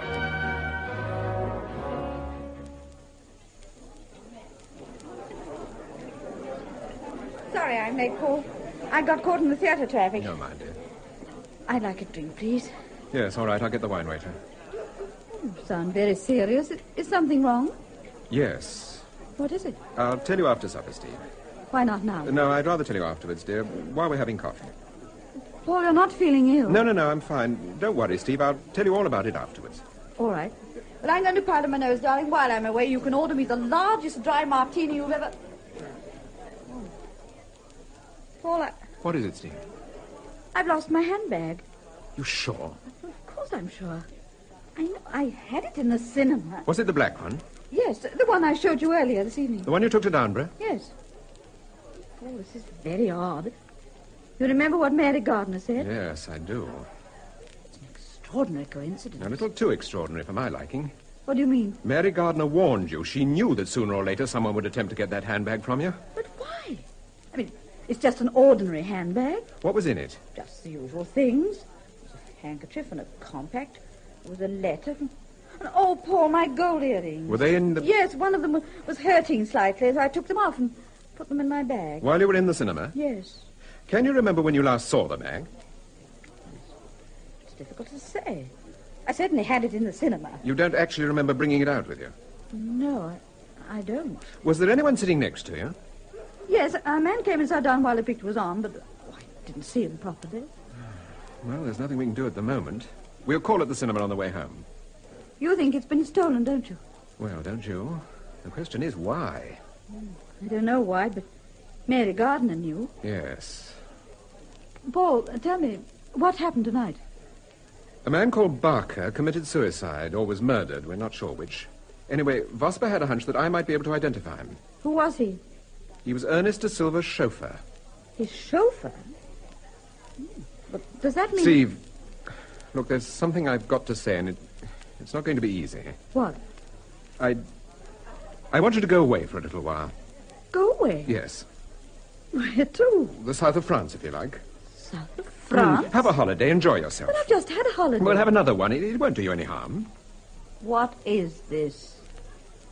Steve, I'm very worried about this Lawrence affair. That's no reason for trying to get rid of me. I'm not trying to get rid of you. You know what I'm thinking about, don't you? Yes, you're worried because Mary Gardner was shot wearing my coat. Exactly.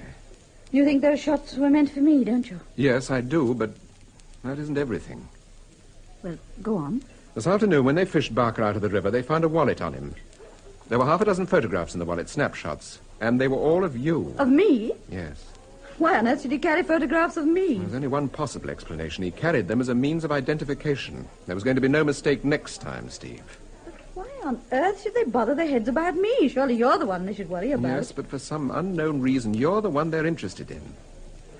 Where were the photographs taken? In London? I'm not sure. They were mostly street photographs. You obviously didn't realize they were being taken.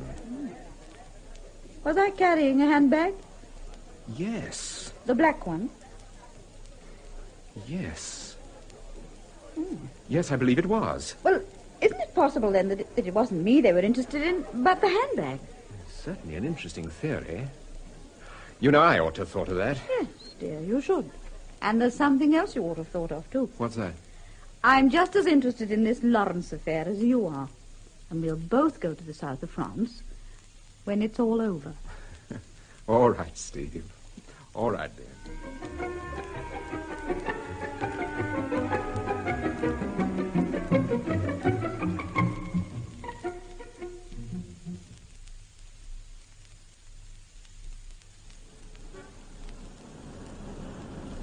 There's the car, Paul, on the corner. Right, Timothy, you were lucky to find a parking space. I'll drive. All right, here's the key. And next time you park the car, I suggest you lock it. Well, I was so delighted to find a spot to park it.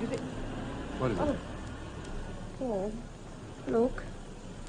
On the back seat. My handbag. Oh, well, really. Oh, I'm sure I didn't put it there. Steve, you really do take the prize. For the last half hour, we've discussed nothing but that wretched handbag, and all the time it's been here in the car. But, Paul, I know I didn't put it there. Well, if you didn't, who did? Now, come on, get it.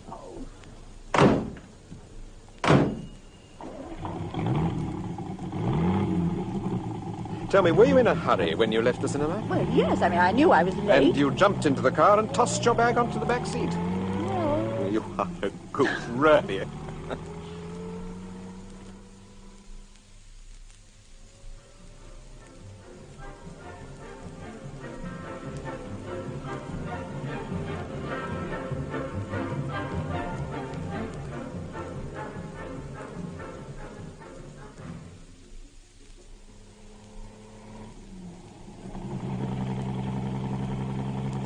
The festival hall looks very gay. I've never seen it like that before with all the lights. There must be a dance on or something. Tired? Just a little. But... Oh, what's the matter? Sorry. I thought I was going to sneeze. You know, it's a curious thing. When we drive by here during the day, I always think the river looks so... Oh, I hope you haven't caught a cold. Oh, no, I'm all right. It's just that... Oh, dear. I sound a bit thick, don't I? Yeah, you certainly do. Better get my handkerchief. It's in my handbag. Which is on the back seat. Now, darling. stop it. That's quite enough. Oh, can you reach? Yep, I think so. I always remember the first time I drove round the embankment, many years ago. I had an old 10-horsepower... Paul, this isn't my handbag. What do you mean? It looks like it. It looks exactly like it, but look, it's so heavy, and it feels... Don't open it, Steve. For goodness sake, don't open it. Oh! Oh! Look out, Paul. We'll be on the embankment. Careful. Oh, Paul, are you hurt? No, but I couldn't see a thing. The bullet splintered the windscreen. Oh, look, you've cut your hand. It's nothing, Steve. Don't worry about it. That shot might have killed you. Yes, but it wasn't intended for me. What on earth happened? The revolver fired when you opened the class. Fortunately, it was pointing the other way. They must have stolen my bag in the cinema and planted this thing in the car while we were having supper. Yes, and Mary Gardner knew they were going to do it. But why, Paul? I don't know, Steve. But by Timothy, I'm going to find out.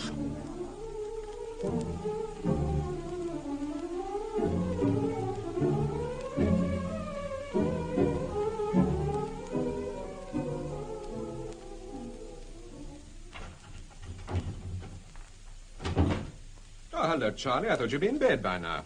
I was in bed, sir, but Mr. Burford's called to see you. He said it was urgent, so I asked him to wait. Mr. Burford? Yes, Mrs. Temple. It's Max Burford. Where is he, Charlie? In the drawing room? Yes, sir. Right. Oh, but, Paul, you've got to do something about that hand. Oh, all right, Steve. Offer Burford a drink. I'll be with you in 2 or 3 minutes. Yes, well, I'll go and talk to him. All right. Give me some of that antiseptic ointment, Charlie. It's in the bathroom. Yes, sir.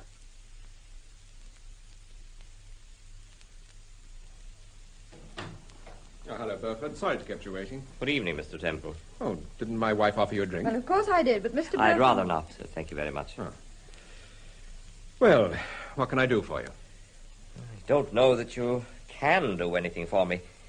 But, Mrs. Temple, you remember that man you saw at Downburgh, the man you thought was me? Yes. Would you recognize him again? I think so. I'd like you to take a look at this photograph. Oh, yes. Yes, this is the man. Are you sure? I'm positive. But who is he, Mr. Burford? You know, he's very like you. His name's Freeman, Don Freeman. He's a cousin of mine, although we've always looked more like brothers, twin brothers, in fact. Why didn't you tell me about Freeman when I questioned you? Obviously, you must have thought of him. Yes, I did. But I didn't want to say anything about him until I was quite sure. And now you're quite sure? Yes. It was Freeman your wife saw at Downburgh. I don't think there's any doubt about that. What was he doing there? I don't know. Have you asked him? Yes. He denies going to Downburgh, and he says he's not interested in you or Mrs. Temple. But he's not telling the truth. I'm sure he's not. Supposing you tell us something about this cousin of yours. I'm afraid he's something of a mystery. Oh? He always seems to be fairly well off, and yet no one seems to know what he does for a living. Is he married? No, he's a bachelor. Keeps himself very much to himself. Where does he live? He travels a great deal, mostly on the continent. But he has a cottage just outside Felixstowe. I went down there this morning. Go on. I told him about your visit and the fact that Mrs. Temple was under the impression she'd seen me at Downburgh. I said the only possible explanation was that we'd been mistaken for each other. But he denied it? Most emphatically, a little too emphatically. In fact, that's what made me suspicious. Why? Well, it's my opinion Don's up to something. His whole manner implies a certain caution. I have a shrewd suspicion that whatever it is he's mixed up in, he's out of his depth. Why do you say that? Well, for one thing, he's using another name. Another name? Yes. A telephone call came through for him while I was in the cottage. It was a personal call, but the operator didn't ask for Don Freeman. What did she ask for? I mean, who? Could you hear? Yes, quite clearly. She asked for Lawrence. Clive Lawrence. And Freeman took the call? Yes.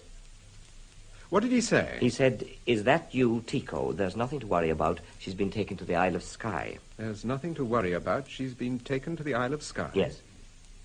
Is that all he said? Yes. He didn't even give the other person time to reply. Well, that may have been because I was there, of course. You're sure he called the man who telephoned Tico? Well, it sounded like Tico. It's an unusual name, isn't it? It is indeed. Have you heard it before? Yes. Isn't there a dance band fellow called Johnny Tico? Yes, I believe there is. You'd better give me Freeman's address, Burford. It's Redstone Cottage, Denford Heath, near Felixstowe. Denford Heath, near Felixstowe. Thank you. It was very decent of you to come along with this information. I'm afraid I'd no alternative. Why do you say that? I tell you, Don's up to something. And whatever it is, well, I wouldn't want you to think that I was mixed up in it. Oh, I see. Well, why not change your mind and have a drink? I'm going to have one. All right. I'll join you. A whiskey and soda, please.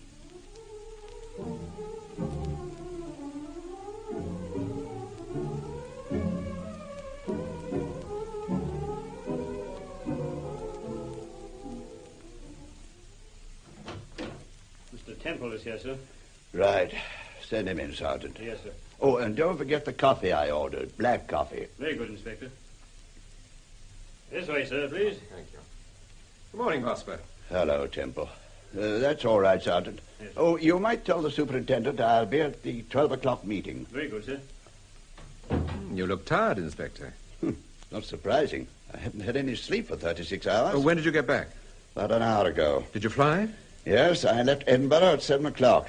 24 hours ago, I was in the Isle of Skye. I understand from Sir Graham that it was a wild goose chase. I'm sorry, Vosper. Oh, it wasn't your fault. Sounded a pretty good lead. Obviously, we had to follow it up. Was it a complete blank? I'm afraid so. What about Don Freeman? Well, our Felixstowe people report he left the cottage 4 days ago. 4 days ago? Yes. That must have been shortly after Burford saw him. I believe it was the same night. Is the cottage empty at the moment, then? I understand so. Freeman certainly isn't there now. Who's in charge at Felixstowe? Inspector Ivor. He's a very good man. If you find yourself in that part of the world, look him up. Yeah, I've met Ivor. He came over to Downburgh while I was staying there. Oh, yes, of course. We put him onto this business because he knew Mary Gardner and was au fait with the general situation. I may go down to Felixstowe and have a word with Ivor. I certainly think you could do worse.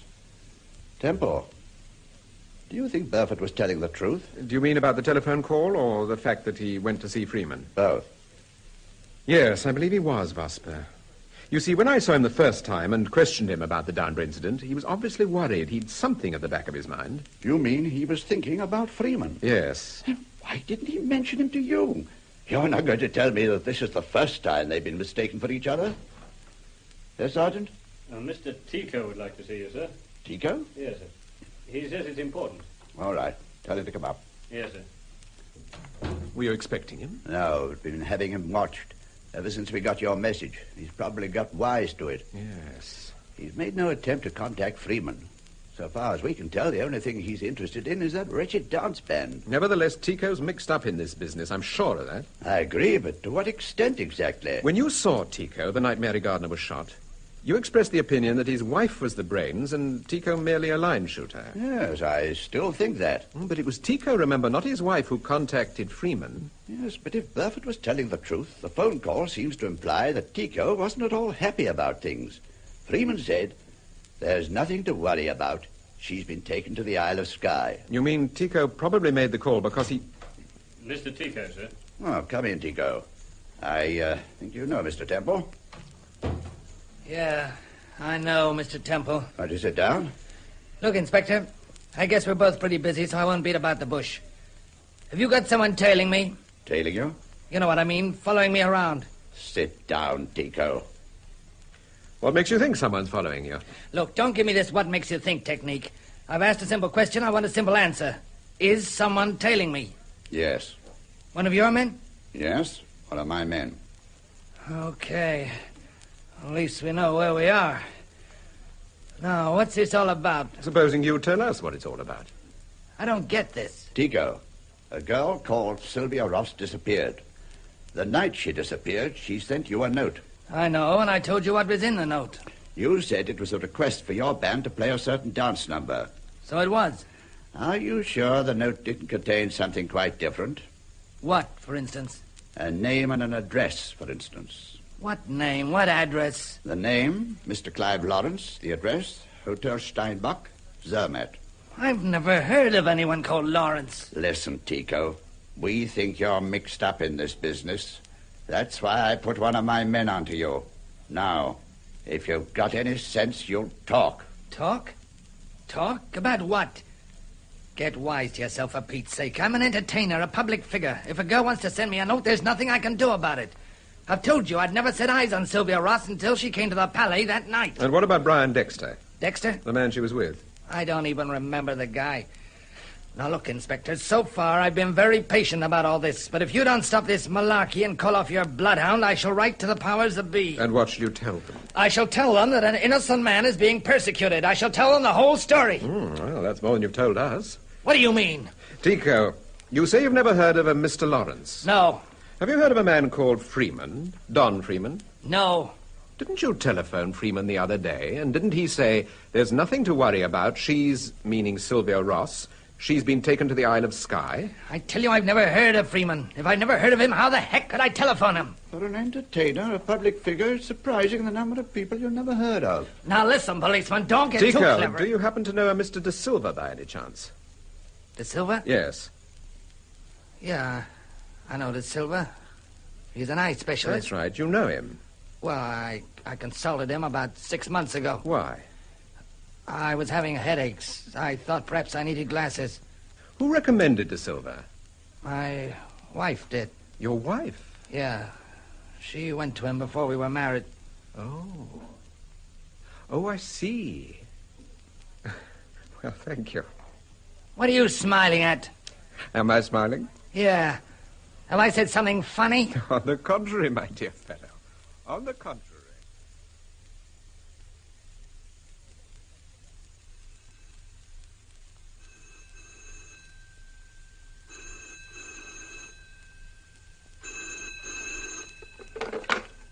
Hello? Hello? Hello? Can I speak to Mr. Temple, please? Oh, I'm sorry, sir. You've just missed him. Just missed him. You mean he's gone out for a little while? No, sir. Mr. and Mrs. Temple have gone away for 2 or 3 days. Oh, I see. Perhaps you could give me their address. Oh, certainly, sir. They're staying at the... at some place in the country. Some place in the country? Yes, sir. Well, where exactly? Oh, I'm afraid I don't know where exactly, sir. That is not very helpful. No, sir. Who shall I say called? Mr. De Silva. Mr. Ernest De Silva. Thank you, Mr. De Silva. I'll deliver your message. Goodbye.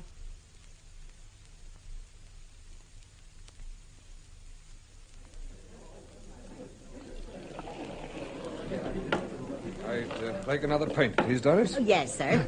No. On second thoughts, you better make it half a pint. Yes, all right, Inspector. Good evening, Inspector. Oh, hello, Mr. Temple. My word, you must have stepped on it. I didn't expect you here as soon as this. You know my wife, don't you? Yes, indeed I do. Of course. Good evening. Can I offer you a drink, Mrs. Temple? No, thank you, Inspector. What about you, Mr. Temple? May I have a light ale? Light ale, very good, sir. I'll bring them across to the table. Thank you, Doris. Oh, come along, Mrs. Temple. Let's all sit over there in the corner. It's a bit quieter.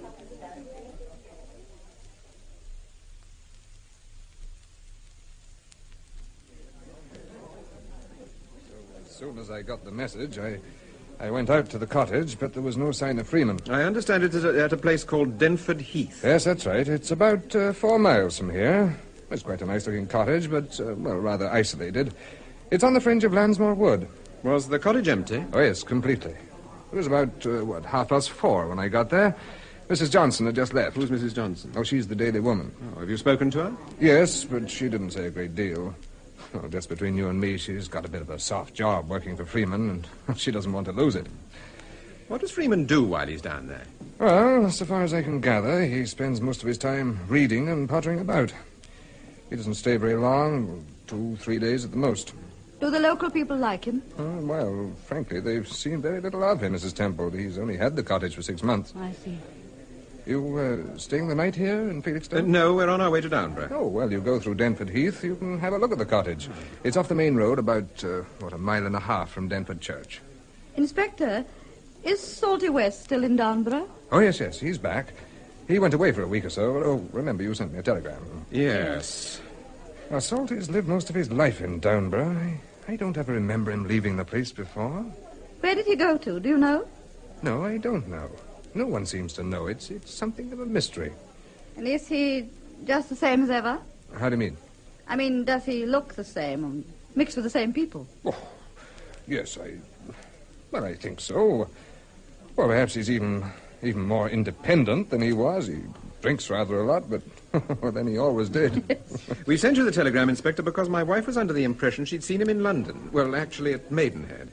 At Maidenhead? Yes. He was sitting in a Rolls-Royce outside the Stag's Head Hotel. What? Salty West? Yes. And he looked very clean, very spruce, and very pleased with himself, I thought. You must have been mistaken, Mrs. Temple. No, I wasn't mistaken, I assure you. In any case, he recognized me. He winked. He winked? Yes. Oh, well, then that was Salty, all right. He just can't resist winking. It's a regular habit of his. Now, what on earth was he doing at Maidenhead? That's what I'd like to know. And what I intend to ask him. A pint of bitter and a light ale. Oh, look, I said half a pint, Doris. Oh, I'm sorry, sir. It's all right. This one's on me. You can manage a pint, Inspector. All right. Thank you, sir. Well, good luck, Mr. Temple. I hope you get more out of Salty West than I did.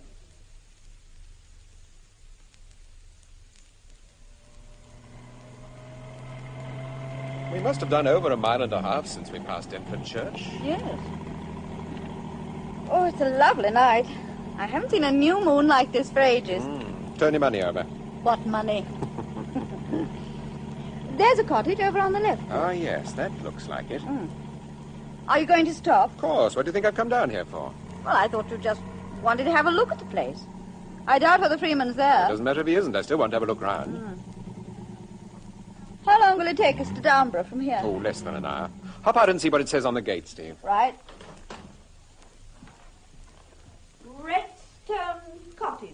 Yeah, this is it, Paul. It's rather pretty. Yes, it's a very nice porch. I agree with the inspector, though. It is isolated. Shouldn't like to live here. It probably looks quite different in daylight. Did you hear that? It's only an owl. Don't be silly. I expected a lot of bats round here, too. Yes, I shouldn't be a bit surprised. Oh. Well, there's obviously no one here, or there'd be a light showing. What's that handle on the side of the door? Where? Oh, it's a bell pull.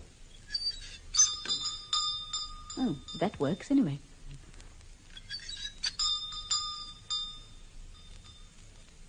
Well, there's no one in. There's a window over here. Perhaps we could see in. What are you looking at? There's something sticking out of the letterbox. It's a telegram. Addressed to Freeman? Yes, Don Freeman, Redstone Cottage. Oh, well, you'd better put it back. Oh, really, Paul? What's it say? S.R. arrived Isle of Skye. Operation successful. S.R., that's Sylvia Ross. Yes. Who sent the telegram? Doesn't say. No, it sounds to me as if we ought to be going to Scotland, Paul, instead of Downburgh. Yes. Nevertheless, we're going to Downburgh, Steve.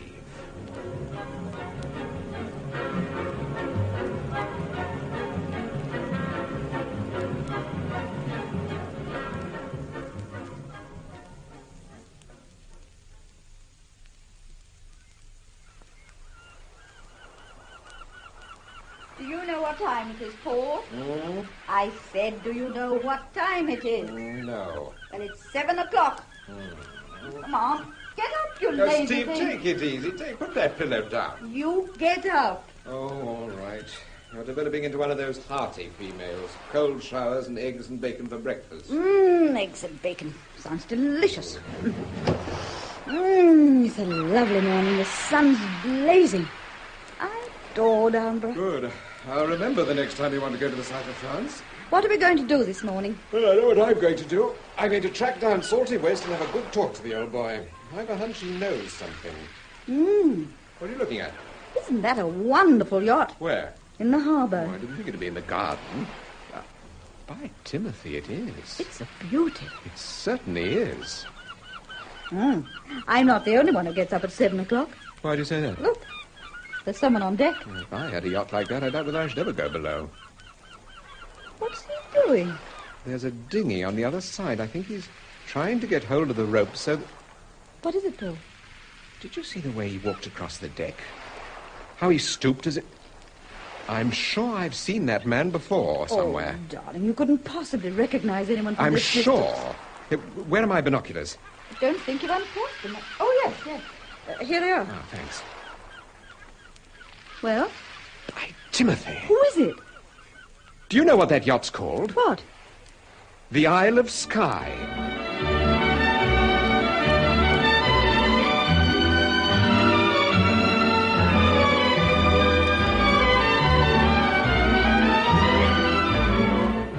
That was the fourth episode of the Francis Durbridge serial, Paul Temple and the Lawrence Affair, with Peter Cook as Paul Temple and Marjorie Westbury as Steve.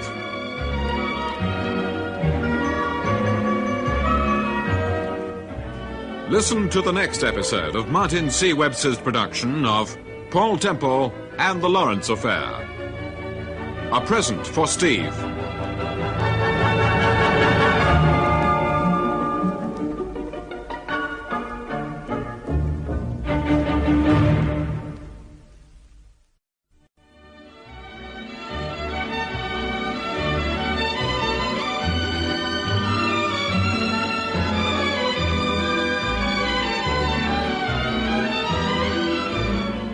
We present Peter Cook as Paul Temple and Marjorie Westbury as Steve in Paul Temple and the Lawrence Affair, a serial by Francis Durbridge. Paul Temple and the Lawrence Affair, Episode 5, A Present for Steve. Look, there's someone on deck.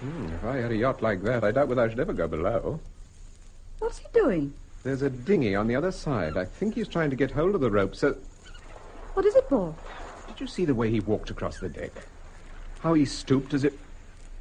Steve, I've seen that man before somewhere. Oh, don't be silly. You couldn't possibly recognize anybody from this distance. But I'm sure... Where are my binoculars? Don't think you unpacked them. Oh, yes. Here they are. Thanks. Well? By Timothy. Do you know what that yacht's called? What? The Isle of Skye. The Isle of Skye? Oh, you're joking. I'm not. Take the binoculars and look for yourself. Thank you. Well? Yes. You're right. And to think poor old Webster went all the way up to Scotland. You mean the telegram we found and the message Burford overheard referred to the yacht? Well, it must. I suppose so. I wonder who it belongs to. Oh, that shouldn't be difficult to find out. Here, give me the binoculars. Thanks. Who did you think it was on board? Well, I thought it was Brian Dexter, but now I'm not so sure. He's getting into the dinghy. I think he's coming ashore. Just a minute. Hello? Hello? Who are you phoning? I'm going to send Sir Graham a telegram. The sooner he knows about that yacht, the better. Hello? Yes, sir? I want to send a telegram, please. Yes, sir. Hold on a moment and I'll put you through. Thank you. Steve, the last time we were down here, you went about quite a bit on your own because I was busy on the novel. Yes. Is there a cafe or a coffee house, a sort of general meeting place? Oh, there's Mrs. Purdy's. What's that? It's a shop near the quay. She serves coffee and biscuits and that sort of thing. Very nice little shop. Do the locals use it? Yes, but it's chiefly for visitors. They adore it. Is there a Mrs. Purdy? Well, of course there's a Mrs. Purdy. Hello? Telegrams? Oh, I want to send a telegram to Sir Graham Forbes. Forbes? That's right. Forbes.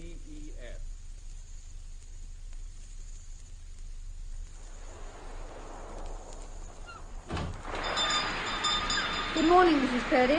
Oh, Oh, good morning, Mrs. Temple. It's nice to see you again. I don't think you've met my husband. No. Good morning, sir. Good morning, Mrs. Forbes.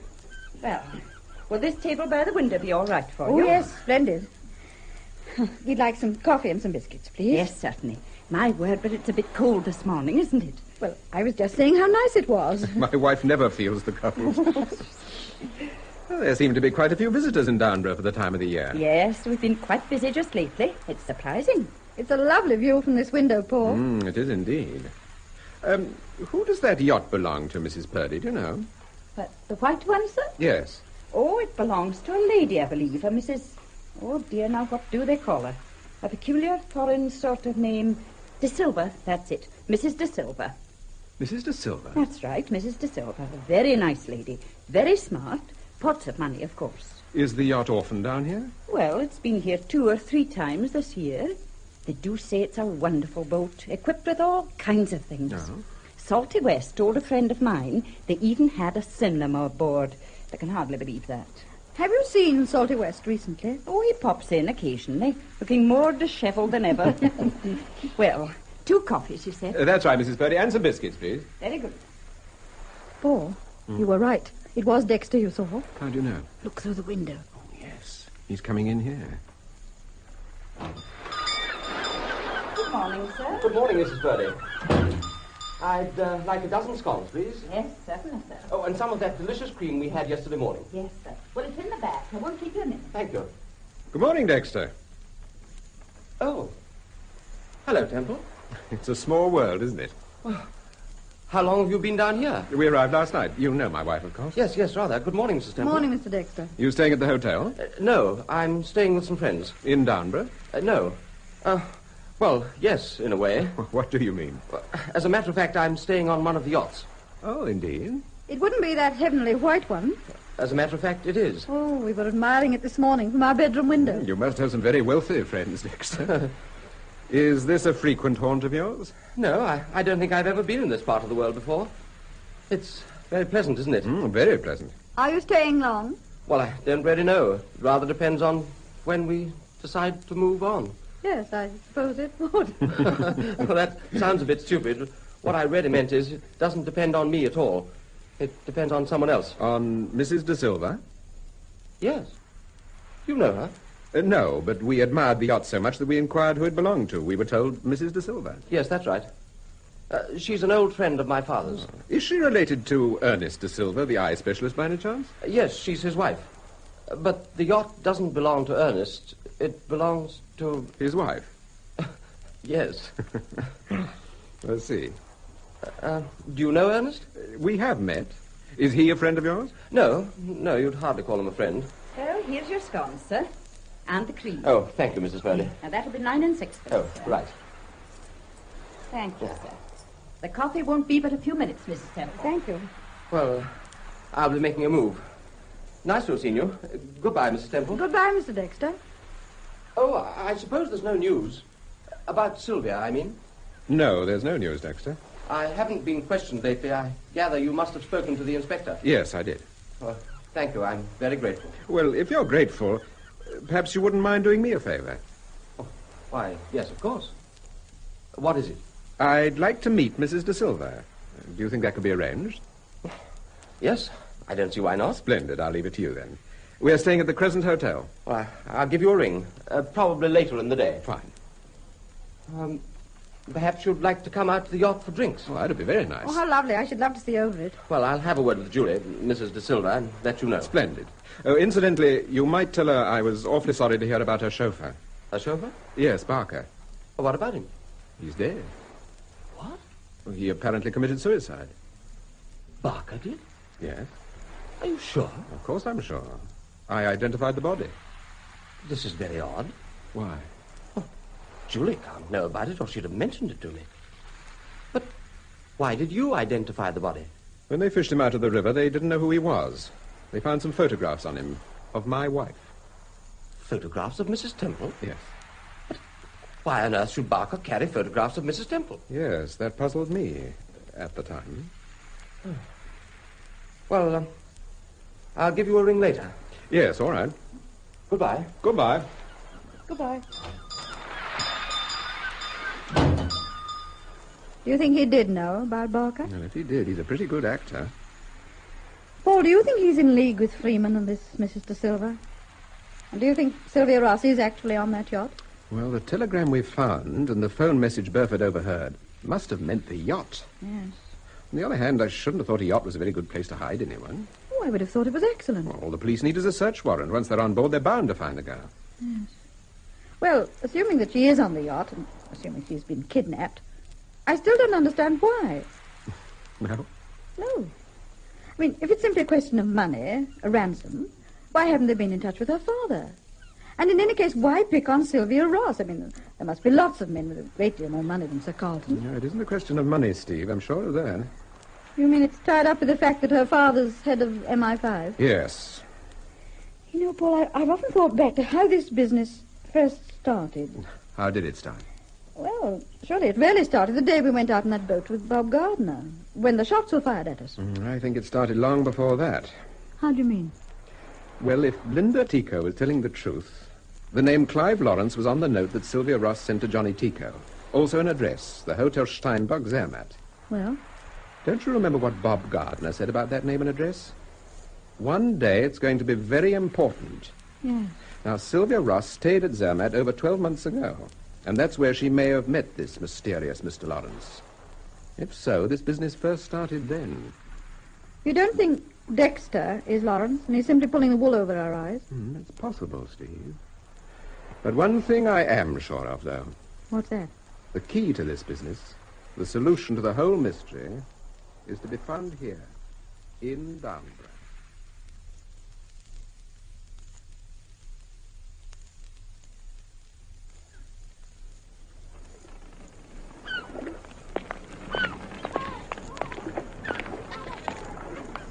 There doesn't appear to be any sign of your friend, Salty. He always used to be down here, usually lounging against one of the boats. Oh, is this him? No, he's much shorter than that. Oh, excuse me. Yes, sir? Do you know Salty West? Oh, sure, I know Salty. You don't happen to know where he is at the moment? Yeah, that's him out there in the bay. I can see the boat, but there doesn't appear to be anyone in it. Well, he's there, all right. He's supposed to be fishing. Supposed to be? Yeah, if I know Salty, he's asleep. Oh. Well, how long will he stay out there? He'll wake up when the pub's open. I see. Look, could I hire a boat to take us out there? I want to have a chat with him. I'll take you out. Oh, thanks very much. It'll cost you £50. That's all right. 5 bob return. It's a deal. Follow me, then. My boat's about 100 yards further down.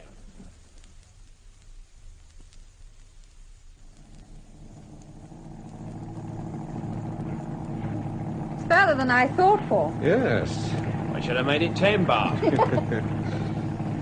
Is Salty a friend of yours?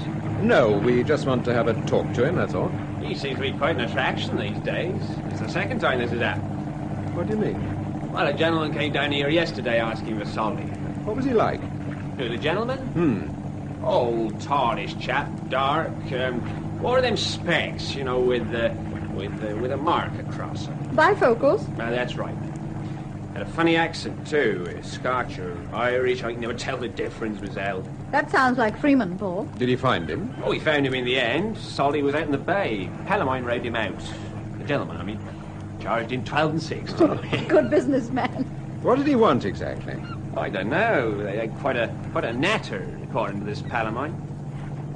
How long have you known Salty? Oh, since the war. Can't never make head or tail of him. Just don't know how he makes a living. I've seen you before, haven't I? Yes, ma'am. I was with Bob Gardner the morning you hired the boat. Yes, that's right. I remember now. Walters? Stan Walters. Yes, that's right, ma'am. Was Bob Gardner a friend of yours? He was my best friend. What was your opinion of the accident, Walters? Same as anyone else's. It ought never to have happened. You mean Bob should have left the dog? He shouldn't have rescued him? He was a sick man. What did he want to go climbing down the side of a cliff for? Did you talk to Salty about it? No. I suppose you know what happened to Mary Gardner. Yes, I know. I read about it. Well, here we are. Oh, you're right. He's asleep. Salty! Salty, wake up! Well, he certainly is asleep. Salty! What's the matter with the man? He's waking up now. Oh, what is this? Oh, what's going on, eh? Wake up, Salty. He's been drinking, Paul. Look at all the empty bottles. Well, what is he? What do you want? I brought some friends out to see you. Ah, I haven't got any friends. Go away. Well, leave me alone, will you? I want to sleep. I'll go away. Salty, we want to have a talk to you. We shan't keep you long. Well, who are you? You know, friend of mine? Why, I ain't seen you before. Do you remember me, Salty? Mrs. Temple. Mrs. who? Mrs. Temple. Oh. Yeah, I remember you. You looked surprised when you saw me in that big car, didn't you? Oh, I didn't think I could look smart, did you? No, didn't think Salty West could look smart. Salty, I've got one or two questions I want to ask you. No, I'm not answering any questions, and I'm not talking. I'm just not saying nothing. Paul, he's drunk. You'll never get anything out of him while he's like this. Salty, listen.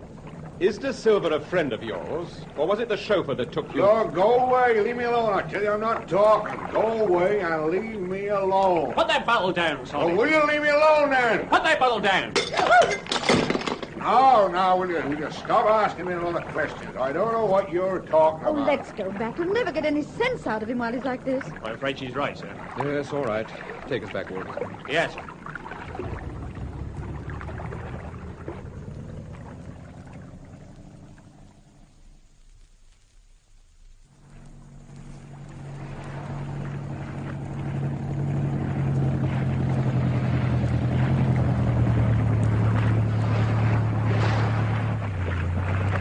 Can you manage? Yeah, just stay where you are, sir, and I'll pull the boat in. There, how's that? That's fine. Ah. Well, I'm sorry it wasn't a more successful trip, sir. Oh, it couldn't be helped. Here you are. Oh, thank you, sir. No. Keep your change. Oh, that's very kind of you, sir. Walters, tell me, do you see a great deal of Salty West? Well, he always seems to be about, sir. As I told you before, he's a bit of a mystery. I wouldn't seem to know where he gets his money from, but he always seems to have plenty. Is he married? No, he lives alone in a cottage at the top of Felston Cliff. Ah. Well, thank you, Walters. Mr. Temple. Yes? Excuse me asking, sir, but, well, I know it's none of my business, but why are you interested in Salty West, sir? I'll tell you why, Walters, if you'll tell me why you're interested. Well, I know your reputation, sir, and I was wondering if you was dissatisfied in any way. Dissatisfied? With the verdict, sir. Verdict? You mean Bob Gardner? Yes, sir. Was it an accident, or wasn't it? Well, if it wasn't, it must have been murder. And if it was murder, there must have been a motive. Can you suggest a possible motive? Oh, no. Everyone liked Bob. He was the most popular chap in Downburgh. Did Salty West like him? Yes, I think so. What about his sister, Mary Gardner? What about her? Was she popular? I had very little to do with her. I don't know whether she was popular or not. I gather you were not particularly fond of Miss Gardner. You still haven't answered my question, Mr. Temple. Several days ago, my wife saw Salty sitting in a large limousine at Maidenhead. Salty? Yes, Salty.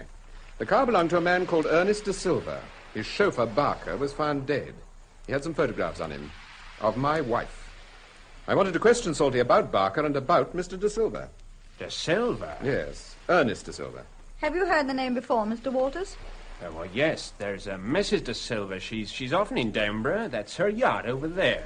Do you know her? I've seen her about. Good-looking woman. How old would she be? Oh, now you're asking me, Mrs. Temple.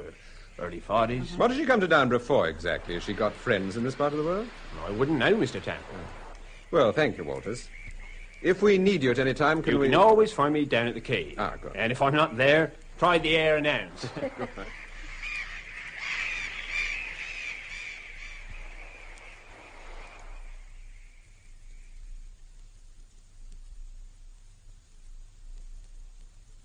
I'm going up to the room, Steve. You coming? No, dear, I'll see you in the lounge. All right. Order me a dry martini, will you? I will. Excuse me, sir, Mr. Temple. Yes? Mr. Dexter telephoned about a quarter of an hour ago, sir. Thank you. Did he leave a message? Yes, sir. He said he'd spoken to Mrs. De Silva, and would you and Mrs. Temple meet him down at the quay at about 5:45. 5:45. I see. Thank you. Thank you, sir. There's no other message for me? No, sir. It's a wonder you haven't heard from Sir Graham. He must have got your telegram by now. Yes. I've got a hunch we shall see Webster down here with half the flying squad. I wouldn't be surprised. I won't be long, Steve. All right, dear. Anything I can get you, madam? Yes, 2 dry martinis, please. Yes, certainly, madam. 2 dry martinis. Oh, hello. I beg your pardon. It is Mrs. Tico, isn't it? Yes. Mrs. Temple. Oh, hello. I'm sorry I didn't recognise you. You remember we met the night my husband and I came to the Palais? Yes, of course I remember. Are you staying here? No. We're just passing through. I see. We stopped for lunch, that's all. Is your husband with you? Yes, he's just gone to get the car. We're in rather a hurry because he's got to be back in town for a rehearsal at 4:30. Uh-huh. Did you come down last night? No, early this morning. Mm-hmm. Johnny's mother lives just outside Felixstowe, and, well, she hasn't been well recently, and we suddenly decided to pay her a flying visit. Oh, I see. Well, you know how it is with the old Yes. folks. Are you ready, Leonard? Yes, I'm coming, Johnny. Hello, Mr. Tico. Johnny, you remember Mrs. Temple? Yeah, sure. How are you? I'm fine. I'm so sorry to hear about your mother, Mr. Tico. My mother? I was just telling Mrs. Temple about your mother being ill, Johnny. Oh, yeah. Is your husband down here? Yes, we're staying for 2 or 3 days. Very nice, too. Wish I could take a break like that. What's stopping you? Are you crazy? Where would the boys be without me? Don't tell him, Mrs. Temple. Well, I'm afraid we must go. Goodbye. Have a nice time. Thank you. Give your husband my regards. Yes, I will. Oh, by the way, did he solve that little problem? Which little problem, Mr. Tico? You know, the one he was investigating. Did they find that girl? No, I'm afraid not.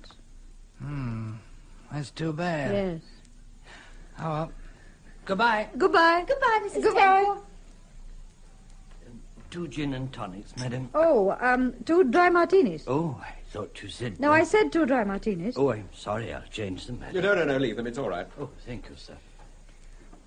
Well, do you know who I've just been talking to? Yes, the Ticos. I saw them. They were just leaving as I came down the stairs. They're on their way back to town. What were they doing down here? Did they stay the night? No, apparently his mother's ill, and they suddenly decided to pay her a flying visit. Does his mother live in Downburgh? Between here and Felixstowe.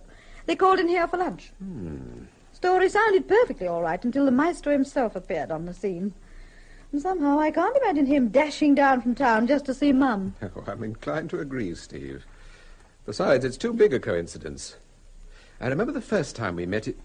Yes? Oh, excuse me, sir. You're wanted on the telephone. Oh, thank you. Is there a phone down here? Yes, sir. Just near the dining room. Oh, thank you. Well, this is probably Sir Graham. They've got your telegram. Yes, I shan't be a minute, Steve. All right.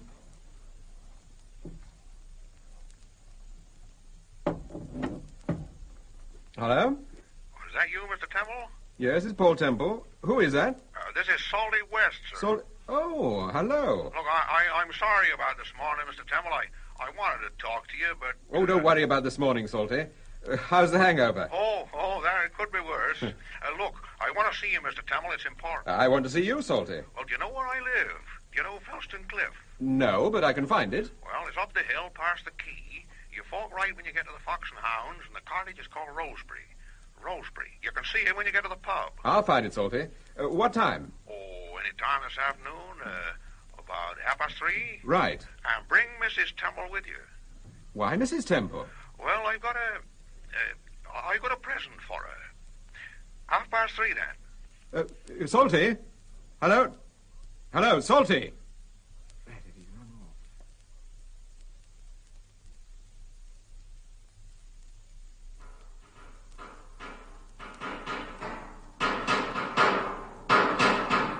Good afternoon, sir. No, good afternoon. I'm taking my car out. I shall be back about 5 o'clock. Yes, sir. Paul? Just a minute, Steve. You might check the oil for me. Certainly, sir. Shall I back the car out for you? Please, if you will. Yes, dear, what is it?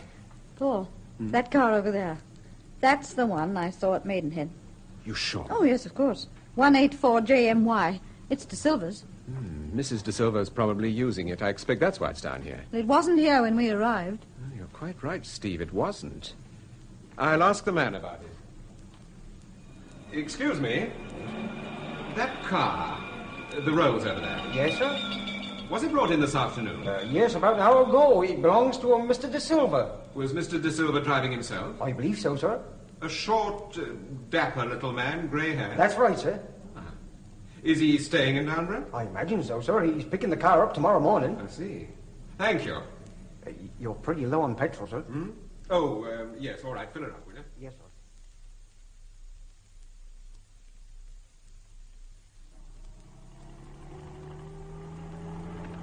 There's the Fox and Hounds. Oh, yes.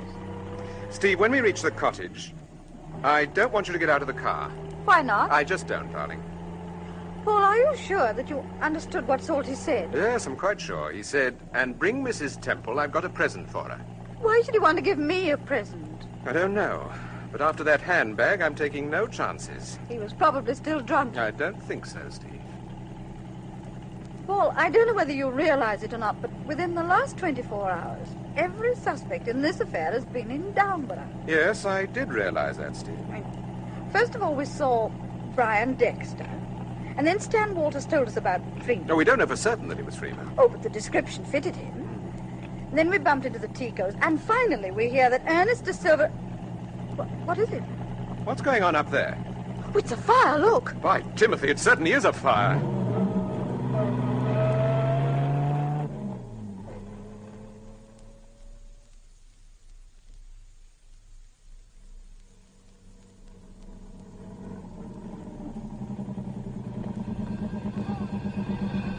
It's that cottage, Paul. Do you think that... There's Inspector Ivor. Where? Over there. Inspector! He can't hear you, Paul. Inspector! Yeah, he's seen you. Come on, let's get out of the car. Why, hello, Mr. Temple. What on earth are you doing here? What are you doing here? Have you joined the local fire brigade? Oh, I happened to be in the station talking to a friend of mine when the message came through. I was curious. Whose cottage is it, Inspector? It's Salty West's. Am I right, Inspector? Yes. How did you know? We had an appointment with him. That's why we came up here. But what happened? Well, it's difficult to tell at this stage, but it looks to me as if the cottage was deliberately set on fire. Where is Salty? Oh, he's over there, by the bank. He's in a pretty bad way, I'm afraid. We're waiting for an ambulance. Was he inside? Yes. They had a fearful job getting him out. The thatch roof doesn't exactly help. Do you mind if I have a word with him, Inspector? Well, no, but I'm afraid you won't get much out of the poor chap. Stay with the Inspector, Steve. All right, then.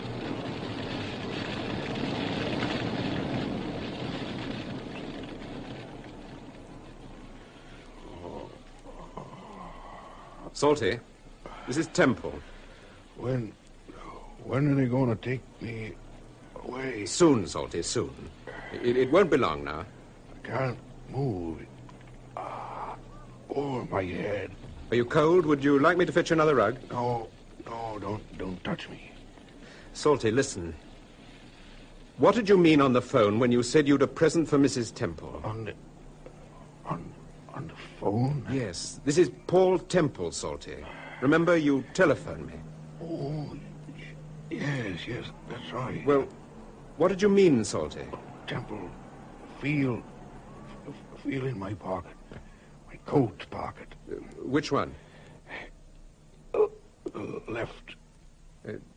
In here? Yes. Have you got them? Yeah. They're Steve's gold earrings.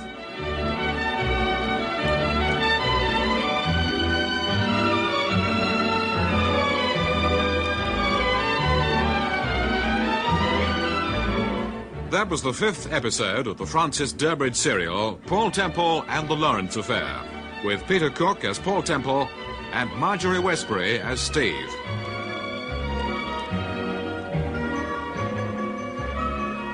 Listen to the next episode of Martin C. Webster's production of Paul Temple and the Lawrence Affair.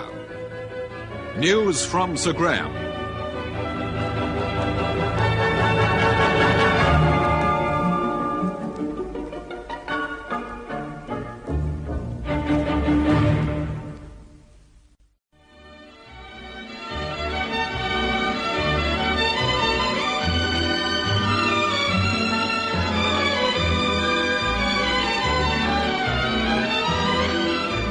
We present Peter Cook as Paul Temple and Marjorie Westbury as Steve in Paul Temple and the Lawrence Affair, a serial by Francis Durbridge. Paul Temple and the Lawrence Affair, Episode 6, News from Sir Graham. Salty, listen. What did you mean on the phone when you said you'd a present for Mrs. Temple? On the phone, Yes, this is Paul Temple, Salty. Remember, you telephoned me. Oh, yes, that's right. Well, what did you mean, Salty? Temple, feel feel in my pocket. My coat pocket. Which one? The left. In here? Yes. Have you got them? Yeah. What? They're Steve's gold earrings. They were in her handbag. Yes, Well, how did you get them? I got them when I was in London. But how, Salty? How did you get them? Oh, when are they going to take me to the hospital? Have they sent for a doctor? Yes, here's the ambulance. You'll be all right in a minute. Temple, help me to get up. What? I want to get on my feet so that I can... No. Don't move, Salty. Stay where you are. They'll look after you. Mr. Temple, Yes? Come round to the hospital when I'm better. I want to talk to you. Yes, all right. What is it you want to talk to me about? About Bob Gardner. I want to tell you what really happened that afternoon. Excuse me, sir. Now, don't worry. You'll soon be all right. Fred, get hold of his shoulders. That's it.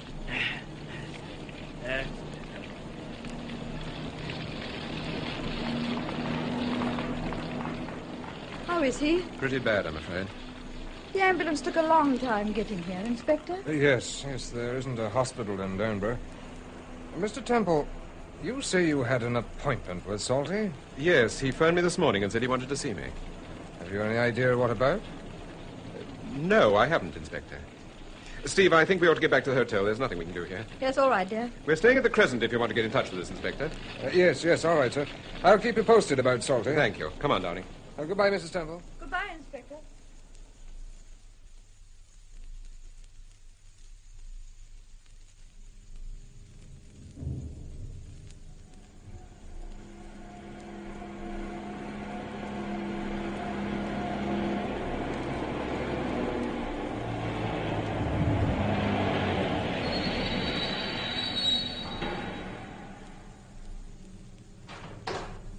Shall I put the car away, Mr. Temple? Oh, if you would, please.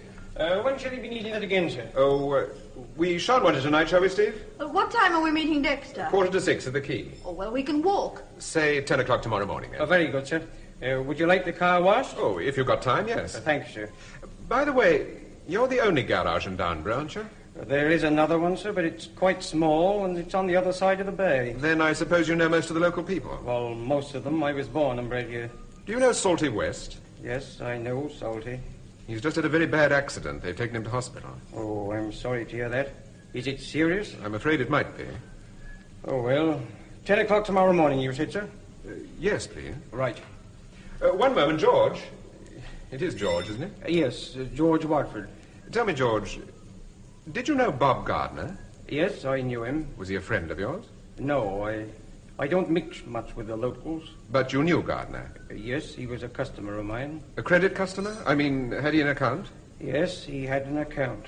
George, have you got any chits that Bob Gardner signed? Oh, I expect there's one or two on the file. Could I see them? All right, you'd better come in the office. No, thank you. I'll see you back at the hotel, Steve. Yes, all right. I'll be in the room. Oh, have you got the key? Yeah. Here you are. Thank you. I'll just put the car on the washer. The office is over on the right in the corner. I'll be with you in a minute. Yes, all right, thanks. Steve, you remember that Salty West said he'd a present for you? Yes. Here it is. My gold earrings? Yes. Did Salty give them to you? He did. How did he get them? I don't know, but obviously he knew about the handbag. But I don't understand. Look, dear, I'll see you back at the hotel. I shan't be long. Yes, all right, dear.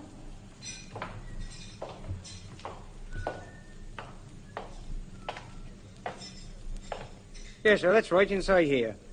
Well, apparently I've only got 2 chits for Bob's signature. Now I come to think of it, it is his sister signed for most of the stuff. No, if you've got one, that's all I want. Yes, here you are. I think this one was signed by Bob. Yes, that's right. Ah, thank you.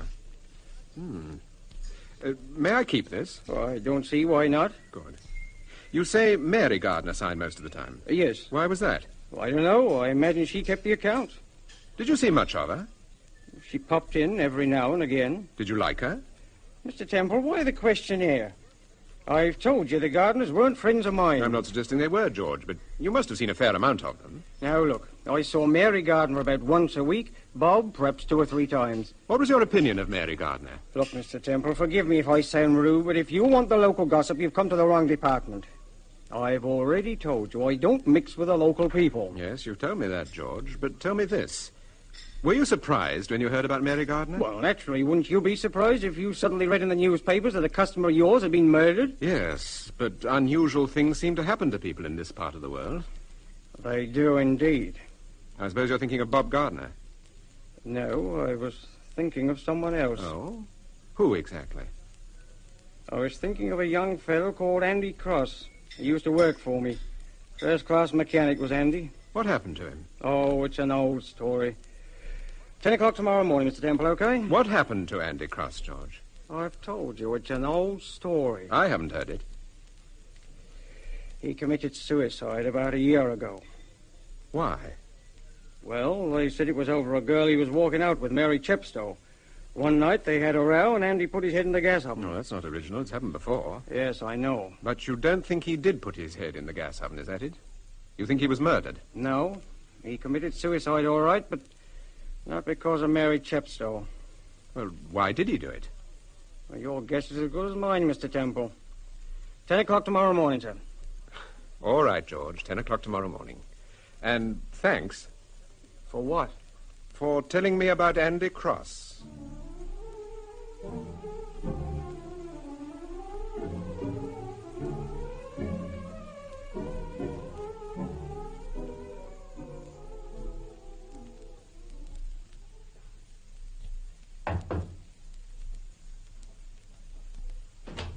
Why'd you lock the door, Steve? Sorry, darling. Didn't realize I had. Well, did you get what you wanted? What do you mean? The chit you were talking about. Bob Gardner's signature. Oh, yes, I got that all right. What did you want it for, anyway? I wanted to compare the signature with the one on the letter that Mary Gardner brought me. Have you still got that letter? No, not here, at home. Oh, you've changed your dress. We are supposed to be meeting Brian Dexter at 5:45. What time is it now? Well, it's gone 5. Oh, we've got bags of time. It won't take us more than 5 minutes to walk down to the quay. I suppose there was no message for me when you got back to the hotel? No, I asked at the reception desk. I just can't understand why I haven't heard from Webster or Sir Graham. You'd have thought that at least one of them would... Hello? Mr. Temple? Yes? There's a gentleman asking for you at the reception desk, sir. Oh, who is it? One moment, sir. Temple, this is Forbes. May I come up to your room? Why, yes, of course, Sir Graham. Room 12. Thanks, right. Well, talk of angels. Has he just come up from town? Sounds like it. Is he alone? I imagine so. Oh, surely he wouldn't come all this Steve, way without... you know just as much about this as I do. Well, if he's motored all the way from town, I expect a poor man could do with a drink. Well, we'll deal with that problem later, darling. All right. Steve, while we were staying down here before, did you ever hear anyone mention the name Andy Cross? Andy Cross? Yes. Do you know, I believe I did. Mrs. Purdy mentioned him. Wasn't he a garage mechanic who committed suicide? Yes, that's right. Why didn't you tell me about him? Well, I didn't think it was important. Sure, it's over a year since it happened. About a year. Well, from what Mrs. Purdy said, he had a row with his fiancée and put his head in the gas oven. Yes. Who told you about Andy Cross? George, the man at the garage. We were talking about Downburgh, and it suddenly came out. Well, I mean, it's a pretty commonplace story, isn't it? You can read that sort of thing every weekend in the Sunday newspapers. Oh, here's Sir Graham. Come in, Sir Graham, come in. Hello, Temple. Welcome to Downburgh, Sir Graham. Thank you, Steve. How are you? I'm fine. You got my telegram? About the yacht? Yes. I tried to phone you, but we'd had rather a hectic day. Is that the yacht in the bay there? Yes, that's the Isle of Skye. It belongs to a Mrs. De Silva. De Silva? Any relation to Ernest De Silva? His wife. Oh, is she aboard? Yes. Have you met her yet? No, not yet, but we're going to. We've been invited for drinks this evening. But if you haven't met her, how did you manage to get an invitation? Brian Dexter's invited us. He's a guest on board the yacht. Is he, by Jove? That's an interesting coincidence. And if you ask me, he's not the only guest. What do you mean, Steve? Steve's thinking of Sylvia Ross. You think she's on that yacht? Don't you, Sir Graham? Do you, Temple? I don't know. The conversation Burford overheard between Tico and Freeman certainly seemed to point that way, and so did the telegram I found. And yet... You're sceptical. Yes. Don't ask me why, Sir Graham, but I am. Oh, but look here, you didn't come all the way to Downburgh just to talk about my telegram.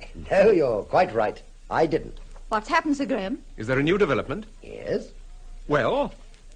Sylvia Ross returned home about an hour after we received your telegram. What? What do you mean? Returned home? A taxi drove up to the house. Sylvia got out and rang the bell. It was as simple as that. But surely somebody Just a must minute, have Steve, seen... just a minute. Sit down, Sir Graham. Now, take your time and let's have the whole story. Well, the whole story boils down to the simple fact that for days we've been searching for this girl, and at 9:30 this morning, she returned home. Oh, well, Fortunately, her father was in the house. Naturally, Sir Carlton was delighted to see her, and pretty excited into the bargain. I can imagine it. He phoned us immediately, and Vosper and I went round to Berkeley Square. I suppose it was about 9:45 when we arrived. We were shown into the drawing room.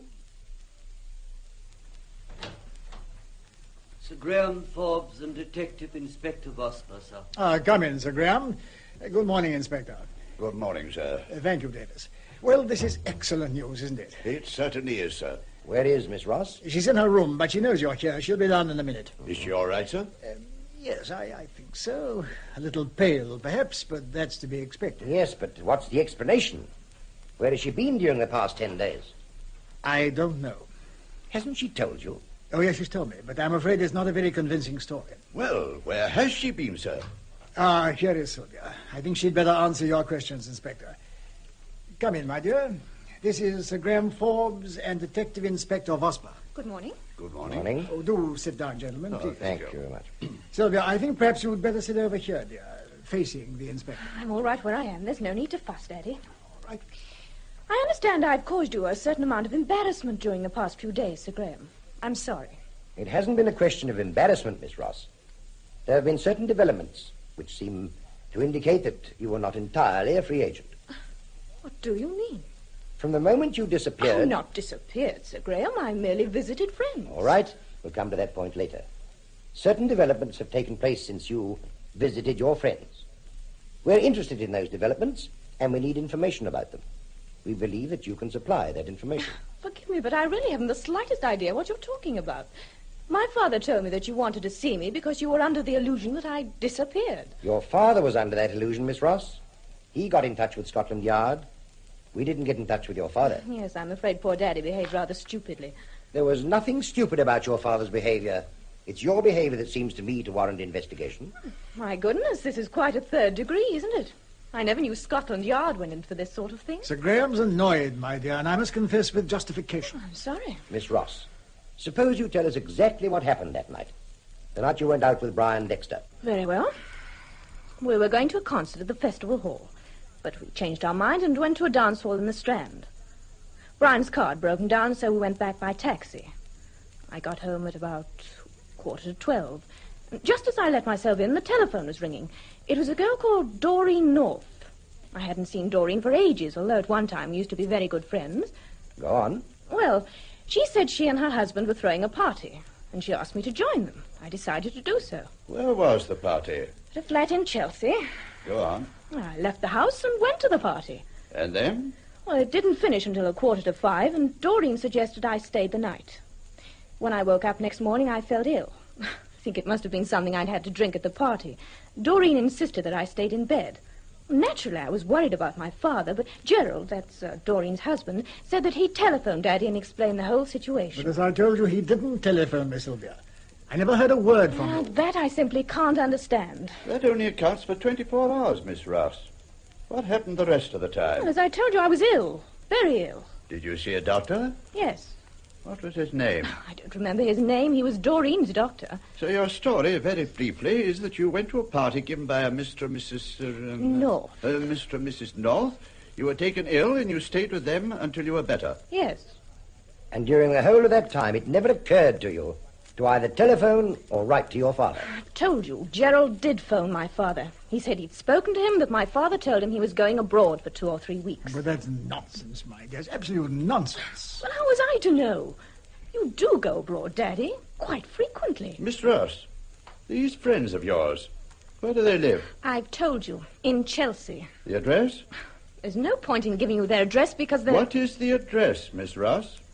21 Lansdale Mansions. 21 Lansdale Mansions. But I'm afraid you won't be able to get in touch with them. Why? They left for Rome early this morning. Rather a convenient departure. Forgive me, but I just don't believe your story. Well, if you don't believe it, you don't believe it. I'm going to my room, Daddy. One moment, Miss Ross, please. Look, Sir Graham, there's no point in your asking me a lot of questions if you just don't believe what I tell you. The night you disappeared... You keep saying I disappeared. I tell you I simply visited friends. The night you visited your friends, then. You also went to a dance hall.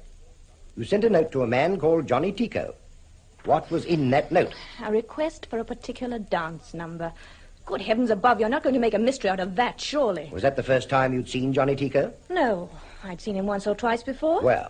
Oh, I just forget where. Miss Ross, does the name Clive Lawrence mean anything to you? No. You never met a Mr. Clive Lawrence when you stayed at Zermatt 12 months ago? Zermatt? No, not that I remember. Do you remember Mr. Lawrence, Daddy? Lawrence? No. No, I don't. Any more questions, Sir Graham? Yes. When did you last see Mr. De Silva? Oh, about a... Mr. De Silva? Yes. You mean the eye specialist? The eye specialist? About a month ago. Is De Silva a friend of yours? No. Then why did you see him? Why do you usually see an eye specialist? Because I've been having trouble with my eyes. Did you know about this, Sir Carlton? Well, I knew that Sylvia had consulted a specialist and that he'd advised her to wear glasses. But I'm afraid I couldn't have told you his name. Well, apparently his name was De Silva. Thank you, Miss Ross. What? No more questions? Not for the moment, thank you. I'll be in my room, Daddy, if you want me. Yes. All right, Sylvia. I know exactly what you're thinking, Sir Graham, and I agree with you. Yes, but the point is, why is she lying? I just don't know. Sir Carlton, forgive me if I ask you a rather personal question, will you? Go ahead, Sir Graham, please. Don't feel embarrassed about this. I understand your position perfectly. In a day or two, when I've got over my feeling of intense relief, I shall probably be just as annoyed with Sylvia as you are. Sir Carlton, your daughter knows, of course, that you're the head of MI5. Of course, but she knows nothing about my work. She's never even met anyone in my department. Has she ever expressed any interest in what you do? Well, naturally. I should have found it curious if she hadn't. Have you ever heard of these people, sir, Mr. and Mrs. North? No. No, I haven't. But that doesn't necessarily mean that they don't exist. I must be frank with you, Inspector. I'm devoted to Sylvia, and the past week or so hasn't exactly been easy for me. On the other hand, I don't want you to have any illusions.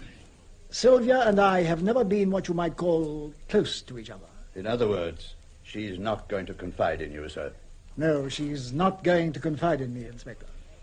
Well, thank you, Sir Carlton. You've been very frank with us, and we appreciate it. So we left Berkeley Square and went down to Chelsea, to Lansdale Mansions. No one had heard of a Mr. and Mrs. North. 21 was occupied by a couple called Stimpson. They'd been there for 16 years. Go on, Sir Graham. We had another talk to Sylvia, but she stuck to her story. She was lying, of course, and she knew that we knew she was lying. But there was nothing we could do about it. But, Sir Graham, now that you've found Sylvia Ross, at any rate, now that she's safe, surely the case is closed as far as you're concerned? No. There are still certain things I don't understand about this business, Steve. For instance? Well, what did happen to Sylvia Ross? She spent the whole time with some boyfriend or other, and she doesn't want her father to know anything about it. I don't think the explanation is as simple as that. Neither do I. And what about the note she sent to Johnny Tico? Was the name Lawrence on the note? And if so, what was the point of it? And how does a man like Ernest De Silva fit into all this? De Silva's in Downburgh, by the way. He arrived this afternoon. Oh, have you seen him? No, but his car's in the same garage as mine. He's staying on the yacht? I should imagine so. You know, coming down here in the car, I started thinking about all the people that are concerned in this affair, Temple. Brian Dexter, that man you saw at Maidenhead, Max Burford, Johnny Tico and his wife, and this man De Silva. And then that old boy you told me about, Salty something. Salty West? Yeah. Oh, incidentally, I don't suppose you've heard about West. We had an appointment to see him this afternoon, but his cottage caught fire and he was very badly burned. Yes. They've taken him to hospital. Did you talk to him? Yes, but he was very ill. It was hopeless trying... How long, Sir Vetter? Oh, hello, Inspector. Oh, good afternoon, Mrs. Temple. Inspector Ivor, Paul. Oh, come in, Inspector. I'm sorry to disturb you, sir. I didn't realize you had a visitor. This is Sir Graham Forbes, Detective Inspector Ivor. Good afternoon, Inspector. Good afternoon, sir. Mr. Temple, I thought you ought to know about Salty West. What's happened? He's dead, sir. Oh, dear. He died before we reached the hospital. I'm sorry to hear that. Were you with him? Yes, sir. Yes, I was in the ambulance. Was he conscious at all? For part of the time, sir. Did he know that he was going to die, Inspector? Yes, towards the end, I think he did. He asked me to deliver a message to you, Mr. Temple. What was the message? He said, "Tell Paul Temple there isn't a Mr. Lawrence. He was a decoy." There isn't a Mr. Lawrence? He was a decoy? Yes, sir. You sure that's what he said? Yes, sir. I'm quite sure. Oh. Well, thank you, Inspector.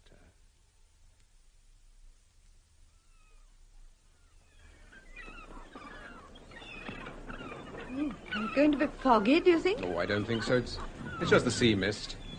You can hardly see the yacht. That's it, over there. Yes, I know, but you can barely see it. Dexter's late. Yes, it's nearly 6.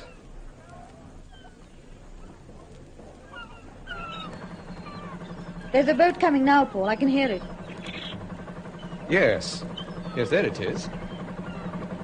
It's a small dinghy by the look of things. That can't be Dexter, surely.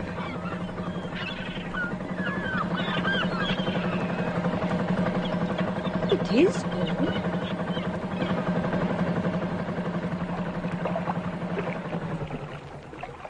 Hello there. Oh, here we are, Dexter. Over here. I'm a bit late, I'm afraid. It's pretty misty out in the bay. Yes, it looks it. I'm sorry I had to bring this wretched little thing, but we've been having a spotted bother with the launch. Do you think the three of us can get into that? Oh, yes, we'll be all right. You can swim, Mrs. Temple. Well. He's only joking, Steve. Oh. Give me your hand, Mrs. Temple. Careful, Steve. Keep hold of my hand. I've got you, Mrs. Temple, don't worry. Now, steady. That's fine. Can you manage, Temple? Yes, I'm used to this sort of... You better sit down here, Paul. Well, I very nearly did. You're sure Mrs. De Silva is expecting us? If not, I'd rather go home. Oh, yes, she's expecting you. She's looking forward to meeting you both. Oh, by the way, Temple, I believe you've met Ernest, her husband. Yes. Is he on board? Yes, he arrived this afternoon. Well, curiously enough, I'd never met him before. Oh. Well, I'd better get this thing started up.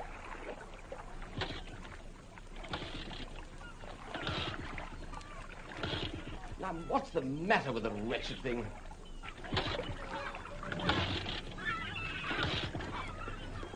Oh, I'm sorry about the delay. It should be all right in a moment. Can I give you a hand? No, I think I can manage.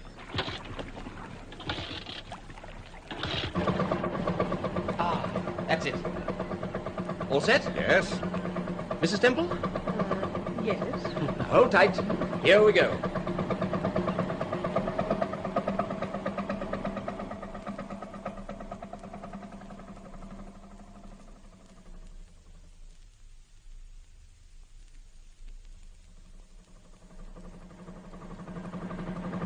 Are you getting wet, Mrs. Temple?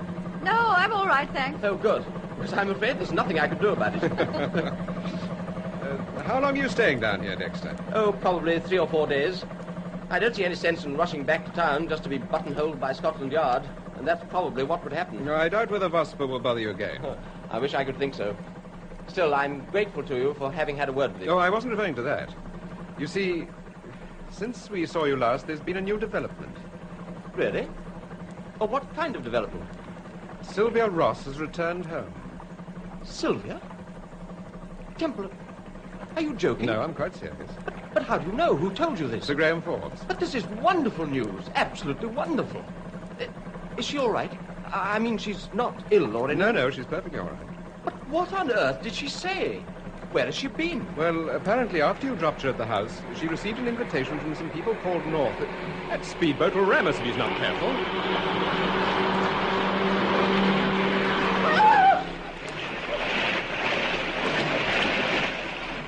Fool! What's she trying to do? Why, Timothy, we were nearly over. Are you all right, Mrs. Temple? Yes, I'm sorry I screamed. No, I don't blame you. Well, who was in the speedboat? You any idea? I couldn't see. The man was wearing goggles. I wouldn't recognize him again. He's coming back. He's going to do it again. He's coming at us. Keep straight ahead, Dexter. But if I don't swerve, he'll run us down. If you do, you'll turn us over. But there's no... Look out!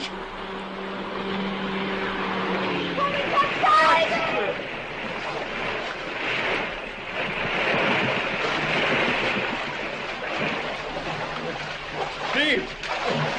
Steve, where are you? Steve!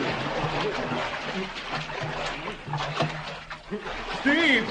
Can you hear me? Steve!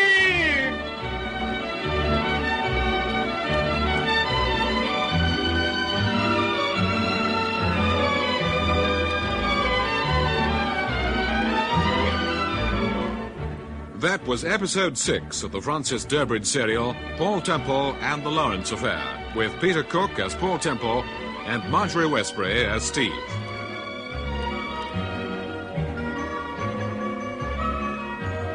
Listen to the next episode of Martin C. Webster's production of Paul Temple and the Lawrence Affair. Another Suspect.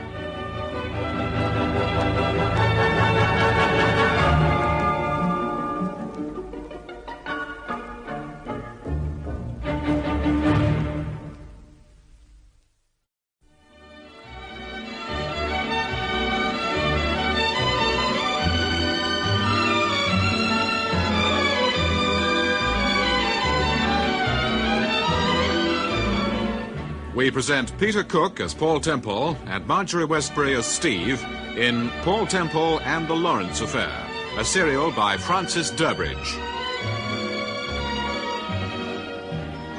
Paul Temple and the Lawrence Affair, Episode 7, Another Suspect.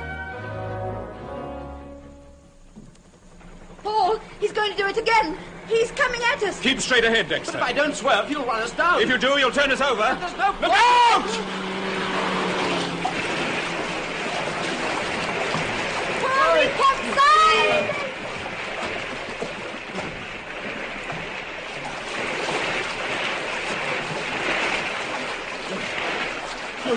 Steve! Steve, where are you? Steve!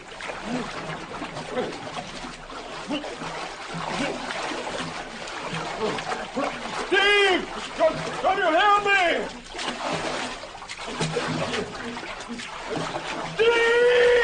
Steve!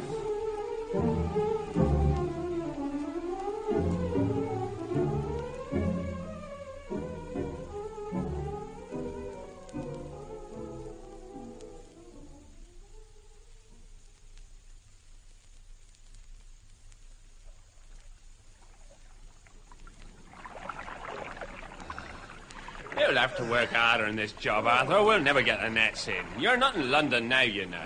The blessed thing seems to get heavier every night. That isn't the catch, you lazy son of a gun. It's the fact that you're too lazy to... What you staring at? What's that? Over to starboard. It's a porpoise. That's no porpoise. Looks to me like a man swimming. Now, I asked you, who'd want to go swimming at this time of night? I tell you, it's a man. Reach me the oars. What you going to do? Do as I tell you. Reach me the oars. Well, what about the nets? The nets can wait. Two bright, shining oars coming over, chum.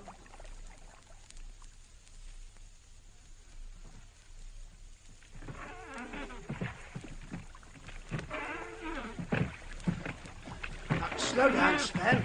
Steady. Well, is that your idea of a porpoise? Well, where'd he come from? That's what I'd like to know. Over here, mate. Over here. I think I can reach him. Oh, he's whacked his proper gun in. Here we are, mate. Give me your hand. That's it. Hold on. Have you got him? Yes. Oh, but I don't know how I'm going to get him into the boat. Here, I'll give you a hand. He's a dead weight. Now, steady, steady. Oh, we'll never get him up this way. Wait. Yeah, we'll have to try that. Wait a minute. He's coming to a bit. That's it, chum. Good man. That's it. Get hold of his legs, Stan. Yeah. Right. Oh, I got him.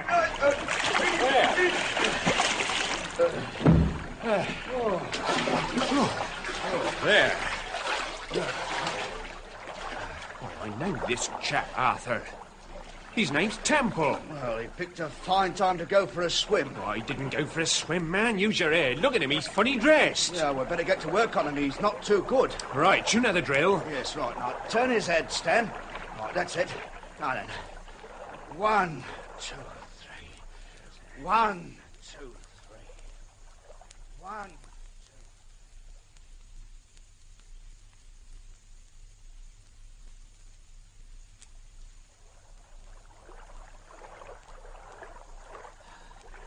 One, 2, 3. Oh. 1, 2, 3. He's coming round. Oh, thank heavens for that. I'm just about all in. All right, now, sit him up. Right. That's it. Steve, where's my wife? Where's my wife? Now, take it easy, chum. Take it easy. Wait a minute, Arthur. Mr. Temple, was your wife with you? Yes. What's happened to her?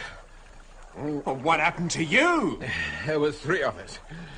We were in a dinghy. It overturned. Who were the other 2? My wife and a man called Brian Dexter. What were you doing out in the bay this time of the day? We were going out to a yacht. Steady now, steady. Here, he's just about all in, Stan. The sooner we get him ashore, the better. Yes. No, you can't go back yet. You've got to help me find my wife. Look, it was a slice of luck spotting you in this weather. How do you think we can find your wife? Please don't go back. Not yet. Now, take it easy. We're only doing what's best for you. If we see your wife, we'll pick her up, of course. Yeah, no, steady, Arthur. This mist is pretty bad tonight, Mr. Temple, but we'll drift around and keep our fingers crossed. If you want my opinion, we're drifting against the... What is it? I thought I saw something. Someone in the water? No, I thought... Yes, there it is. It's the yacht. Look. By golly, you're right. Isn't that the yacht you were going out to? Yes, that's it. Get closer. Get closer. They may have heard something. Keep your eye on it, Arthur. We can easily lose it. Oh, I've lost it already. No, there she is. Look, keep going. You're all right. Keep going. Hello there! Hello there! They may have left the yacht by now. Not in this mist, Arthur. Well, where is everybody? Hello there! Anyone aboard? The Silver! Can you hear me? That's no use. We better make for the arbor. Hello there! Where are you? We're over here! Is that you, De Silva? Yes. Who is that? This is Temple! Paul Temple! Stan, get closer. Pull in closer. Get the boat closer.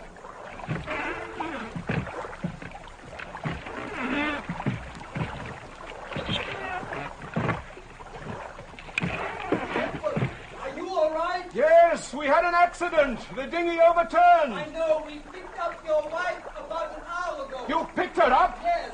Is she? She's all right. There's nothing to worry about. Oh, thank heaven. Thank heaven.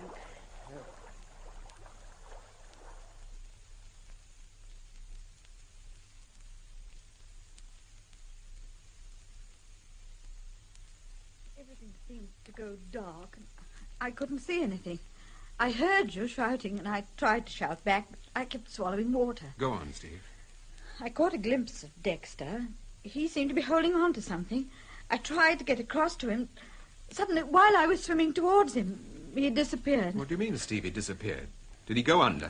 I just don't know. Did you see Dexter De Silva? No, we never even caught a glimpse of him. Go on, Steve. Well, I swam about for a bit, not knowing quite what to do, and I got panicky and started to shout. That's when I first heard you, Mrs. Temple. I was on deck waiting for the dinghy, and suddenly I heard your wife shouting for help. Thank heavens you did. Here's the brandy. Sorry to have been so long. Oh, thank you, Julie. Here you are, Temple. Drink this. Thank you. You can do with it, I'm sure. Oh. Indeed. I've just been giving your friends a whiskey and soda, Mr. Temple. I'm sure the poor souls would have preferred beer, but I'm afraid we haven't any at the moment. I should imagine they were grateful for anything. They must be just about all in. Oh, they certainly look it. That man, Walters, is quite exhausted. I wish to heaven there was something we could do about Dexter. What can we do? The mist doesn't seem to be clearing. Of course, he may have got to shore all right. If he's a good swimmer, it's just possible. But Brian couldn't swim. He couldn't swim? Well, hardly. You certainly wouldn't call him a swimmer. Oh, dear, that doesn't sound very hopeful. It certainly doesn't. Mr. Temple, this boat that caused the accident, did you see it? Yes, but it's very doubtful if I should recognize it again. The man wore goggles and a sort of wind cheater thing. Do you think he knew what he was doing? Oh, he knew what he was doing, all right. But it seems incredible. I can hardly imagine anyone doing a thing like that quite deliberately, in cold blood. Well, he did, Mrs. de Silva. It seems incredible. Temple, you remember several days ago when you came to my consulting room, you asked me questions about my chauffeur, a man called Barker. Yes. I suppose you heard what happened to him. Yes. I helped to identify the body. You did? Yes. But why? When the police searched Barker, they found a wallet on him. In the wallet were several photographs of my wife. Of your wife? You mean Mrs. Temple? I've only got one wife, de Silva. But that's extraordinary. Why should Barker carry photographs of your wife? Why, indeed? Was he a friend of yours, Mrs. Temple? No.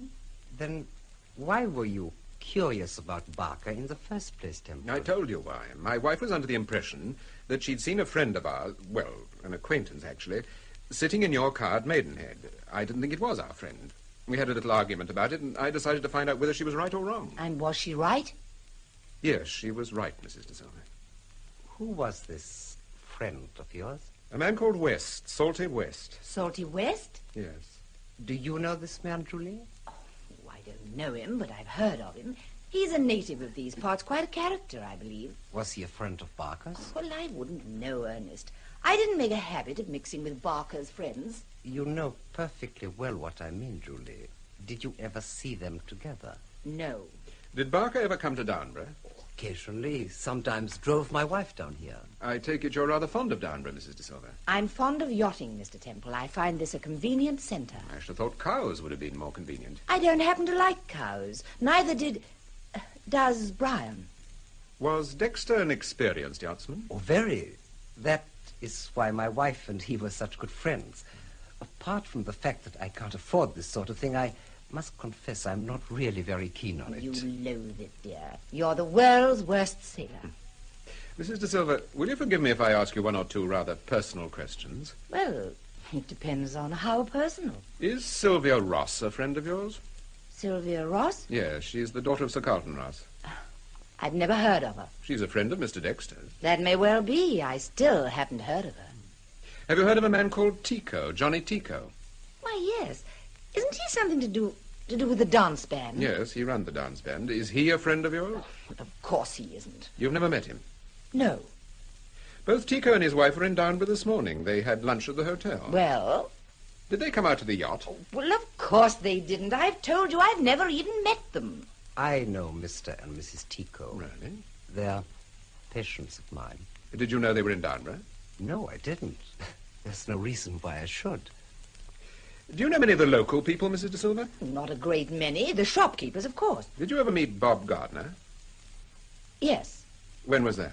Oh, about a week before the accident. Who is Bob Gardner? Oh, he's one of the local fishermen. Or rather, he was. He had an accident on Lighthouse Cliff and was killed. Oh, yes, I seem to remember reading something about it. He had a sister called Mary. That's right, Mary Gardner. But you knew Mary Gardner, Julie. She was quite a friend of yours. Oh, hardly a friend. She came out to the yacht once or twice. She was rather handy with a needle, and she altered one or two dresses for me. I see. Come in. Excuse me, sir. Oh, come in, Walters. Do you feel better? Yes, much better, thank you, sir. Would you like another whiskey and soda? No, thank you. You've been very kind, ma'am. The mist seems to be lifting quite a bit, Mr. Temple. I think it might be a good idea if we made a move. Yes, all right. Do you feel up to it, darling? Oh, yes, I'll be all right. Well, you could stay the night if you like, Mrs. Temple. We haven't a lot of room, but I dare say that no, we could make... thank you very much. I'd like to get back to the hotel and change, if you don't mind. Oh, yes, of course. And please let us know if there's any news of Dexter. We'll keep our eyes open on the way back, sir.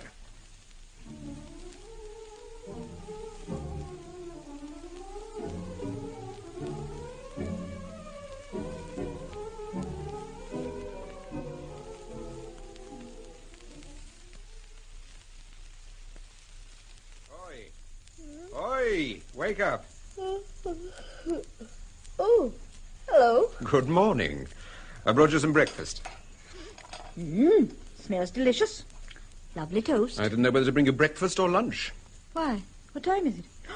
Paul, it's not... It is 11:15. Oh, why on earth didn't you wake me? I can't stay in bed all day. Now, you stay where you are and eat your breakfast. Have you had yours? Yes, hours ago. I had it with Sir Graham. Oh, is he still here? Yes. I thought he'd have gone back to town by now. No, he went out to the yacht to interview the De Silvas. I suppose there's no news of Dexter? No, I'm afraid not. Paul, I'd feel awfully bad about that. Oh, don't be silly, Steve. It wasn't your fault. What could you have done? What could either of us have done, for that matter? Paul, there's no doubt in your mind about last night, is there? What do you mean?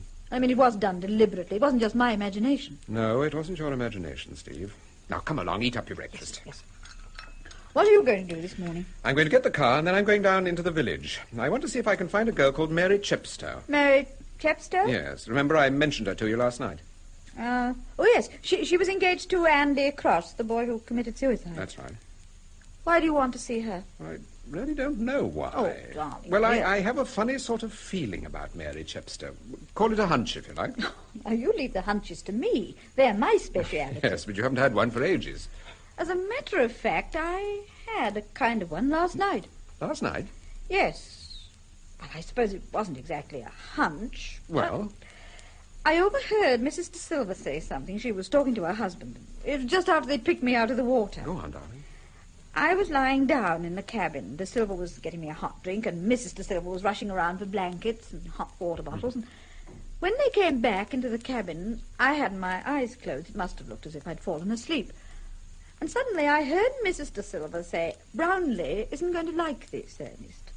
And the husband gave a little laugh, and he said, "It's a matter of complete indifference to me what your friend Brownlee likes." Was that all? Yes. You don't know what they were referring to? Oh, no, I don't. You call that a hunch? Well, it struck me that this man Brownlee, whoever he was, he must be a pretty important person. Well, why should you think that? Simply because of what you overheard? Well, no, it wasn't so much what Mrs. De Silva said as the way she said it. Brownlee. You're sure you got the name right? I think so. Brownlee. Well, I'll have a word with Sir Graham about it and see if he knows it. Oh, this may be him. Yeah. Oh, good morning, Inspector. Good morning, sir. It's Inspector Ivor, Steve. Oh, well, that's all right. Come in, Inspector. Oh, good morning, Mrs. Temple. I'm not usually in bed at this hour of the day. Well, if I'd been through what you went through, Mrs. Temple, I should spend the rest of the week in bed. Yes, I should. Sir Graham asked me to drop in on you, sir. He told me to tell you that he'd see you here for lunch. Oh, I see. Thank you, Inspector. Did Sir Graham go out to the yacht? Yes, we both did. Oh, you'll be pleased to hear Mr. Dexter is quite safe, sir. Quite safe? You mean one of the fishing fleet picked him up late last night and took him to Melstowe Cove. Oh, I'm very glad. Have you seen him? Yes, I saw him this morning. He came out to the yacht while Sir Graham and I were there. He was very relieved to hear that you and Mrs. Temple were all right, sir. How did he look? Not too good. From what he told us, I gather it was pretty nearly touch and go. I bet it was. We're making inquiries about that speedboat that was responsible for the accident. As soon as I hear anything, I'll let you know. Good. Thank you, Inspector. Yes, well, I'd best be making a move. Oh, by the way, does the name Brownlee mean anything to you? Brownlee? Yes. No. Why do you ask? My wife overheard someone mention the name, and she thought... You don't mean Townley, sir? That's it. Oh, I'm sorry, Paul, I got it wrong. Townley? Yes, we had a memo through from Sir Graham about, 18 months ago. He asked us to be on the lookout for a man called Townley, Roger Townley. Apparently the Dutch authorities wanted him for some charge or other. Why contact you? Well, there was a rumor that he'd landed here. Here? Well, don't forget that we're opposite the Dutch coast, sir. Oh, I see, of course. Who mentioned this name, Mrs. Temple? Mrs. De Silva. When? Last night. But I don't want you to say anything about it, Inspector. Yes, all right, Mr. Temple. Inspector, you remember about 12 months ago a young man called Andy Cross committed suicide? Yes. I believe he was friendly with a girl called Mary Chepstow. That's right. Have you any idea where I can find Miss Chepstow? Well, she works for her father. He's an ironmonger's shop on the corner next Mrs. Purdy's. Thank you. Why are you interested in Miss Chepstow? Oh, someone told me about Andy Cross, and I thought I'd like to have a word with her. Well, it's over a year since the boy committed suicide, and incidentally, it was suicide. There was no doubt about it. I don't doubt it, Inspector. Then what do you doubt, sir? I don't know that I doubt anything. I just want to have a chat with Miss Chepstow. Oh. All right, sir. Yes, well, let me know if I can be of any help. I will indeed. Goodbye, Mrs. Temple. Take care of yourself. Goodbye, Inspector.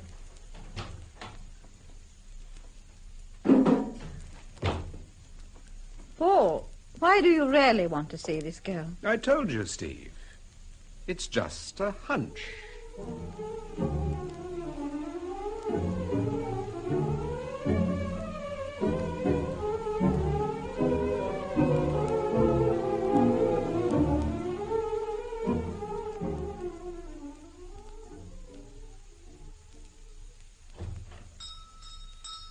Good morning, sir. Good morning. Mr. Jefferson? Aye? My name's Temple, Paul Temple. Perhaps you've heard of me. I'm a friend of Inspector Ivor's. Of course I've heard of you, Mr. Temple. What can I do for you, sir? I'd like to have a word with your daughter, Mr. Chepstow. I'm afraid that isn't possible, sir. Oh, why not? She's gone up to London. She left last night on the 6:15. Oh, I see. Is she staying in London? Aye, so far as I know. Well, I'm returning to London myself today. Perhaps you could give me her address. I could, but what is it you want exactly? Perhaps I could help you. I rather doubt it, Mr. Chepstow. If it concerns my daughter, it concerns me. Your daughter was engaged to a boy called Andy Cross. That's right. He committed suicide. Aye, he did. Why? Don't you know why, Mr. Temple? If I knew, I shouldn't ask you. It all come out at the inquest, and it's been common enough gossip ever since. Yes, but I still... He had a tiff with Mary and got despondent. I see. But this is old stuff. Mr. Temple, why are you interested in what happened to Andy after all this time? I'm interested in the motive. What motive? Andy's motive. The reason why he committed suicide. I've told you the reason. You told me that he had a row with your daughter and got despondent, but that doesn't sound a very strong motive to me. It was good enough for the coroner. Was it good enough for you, Mr. Chepstow? No. No, it wasn't. And it wasn't good enough for Mary neither. I see. Tell me, what sort of boy was Andy Cross? Good-looking chap, clever with his hands. Was he moody, highly strung? I shouldn't have said so. I understand he worked at a garage. Aye, part of the time. Part of the time? Look, Mr. Temple, don't think me rude, but take my advice and let sleeping dogs lie. Mary was very upset when Andy died. Very upset. As a matter of fact, she's never properly got over it. I've no wish to upset your daughter further. Well, you will upset her if you ask her a lot of questions about Andy. Now, just let the poor lass forget all about it. She had a bad enough time when it happened. My goodness, if it hadn't been for that hobby of hers, she'd have had a nervous breakdown and no mistake. Hobby? Yes, I don't mind telling you. Her mother and I used to laugh at that crooning of hers, but it's been a godsend during the past 12 months. An absolute godsend. Crooning, Mr. Chepstow. You mean she sings with a band? Yeah, with one of the local bands. Really? Just an amateur outfit, of course, but she's mad on it. Her mother and I have never taken her seriously, but this chap from London seems to think she's very good. Which chap from London? He came down yesterday. Most impressed he was. He's offered her a job. What was the man's name? Tico? Why, yes. That's right. Johnny Tico.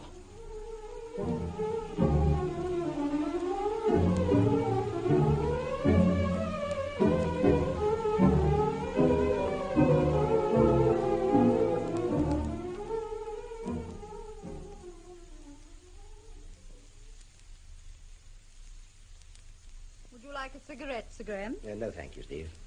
You were telling us about this man, Roger Townley. Well, we first heard of Townley about 2 years ago. The Recherche, that's the Dutch police, Steve, warned us to be on the lookout for him. Apparently Townley had been running a diamond smuggling organization in Amsterdam. Things got too hot for him, and he decided to try his luck in this country. And did he? Well, there's certainly been a great deal more smuggling just recently, and there's no doubt it's been carefully organized. On the other hand, we've no real proof that Townley's behind it. Have you ever seen Townley? No, but we've a very good description of him. You say there's been more smuggling just recently, Sir Graham? Yes, there has. Of diamonds? Diamonds and drugs. Particularly drugs, Steve. Is that why you came to Downburgh, Sir Graham? I came to see you, Temple, to tell you about Sylvia Ross. Was that your only reason? Well... Look, Sir Graham. Shall we put our cards on the table? Cards on the table? Didn't you come down here to make inquiries about Mary Gardner? Why should I do that? Because at the back of your mind you've a shrewd suspicion that Mary Gardner was mixed up in this smuggling business, Am I right? Yes. I think she must have been, Temple. And probably Salty West, too. But that still doesn't explain how Sylvia Ross fits into the picture. Perhaps she doesn't. Well, if she doesn't, is it just a coincidence that she's a friend of Brian Dexter's? Is it a coincidence that the note she sent to Johnny Tico contained a reference to a Mr. Lawrence? Ah, yes, but don't forget, according to Salty West, there's no such person as Lawrence. That's not what Bob Gardner thought. In fact, he referred to Lawrence in that letter he sent to you. Yes, that's true, Sir Graham. Temple, tell me, why did you want to see this other girl, Mary Chepstow? Mary Chepstow doesn't believe Andy Cross committed suicide simply because they had a row. I don't believe it either. I think there was another reason. I want to find out what that reason was. You think Mary Chepstow knows the reason? I think she suspects it. In my opinion, that's why Tico came down here and arranged for her to go back to London. You mean he's whisked her off simply to stop her talking? Mm-hmm. That's my opinion, Steve. Of course, I may be wrong. But the fact that she's in London won't stop her talking. Miss Chepstow rather fancies herself as a crooner. Tico's going to play that up for all he's worth. Isn't it obvious, therefore, that... Hello. Here's Inspector Ivor. Hello, Inspector. Oh, good afternoon, Sir Graham. I'm sorry to disturb you, sir. Oh, that's all right. I wanted to have a word with you, sir, because, well... Yes, Inspector? Well, it rather looks as if there's been a new development, sir. How do you mean? Well, you know the sea wall, sir, that runs between here and Felixstowe? I've seen it, of course. Well, then you'll know it's a large, wide concrete wall above sea level. And about every half mile or so, there's a bend in the wall, and on each bend, a cavity, a kind of artificial cave. Well? Well, early this morning, a local tradesman found the body of a man in one of these caves. The man had been murdered, and the body had obviously been dumped there. You sure it wasn't washed up by the tide? Oh, yes, we're quite sure, sir. Go on, Inspector. Well, I went out to examine the body with Sergeant Moore and the local police doctor. What was the cause of death? According to the doctor, death was caused by strangulation. Anyway, I followed the usual routine and searched both the cavity and the surrounding area. A few yards from the body, actually on the seawall itself, I found this, sir. What is it? Looks like a watch chain. Yes, but it isn't. It's a bracelet. How do you know it's a bracelet, Mr. Temple? Have you seen it before? Yes. Where? I've seen it before, too. De Silva wears a bracelet like that, exactly like it. De Silva? Yes. But surely... Steve's quite right, Sir Graham. De Silva does wear a bracelet like that. Inspector, did anyone identify this man? Yes, sir, I did. You did? Yes, sir. I identified him from your description. His name's Roger Townley.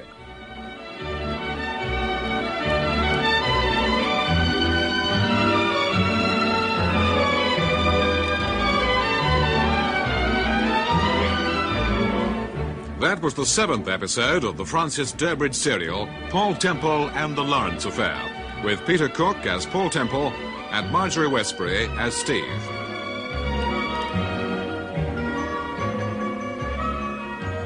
Listen to the next episode of Martin C. Webster's production of Paul Temple and the Lawrence Affair. Return to London.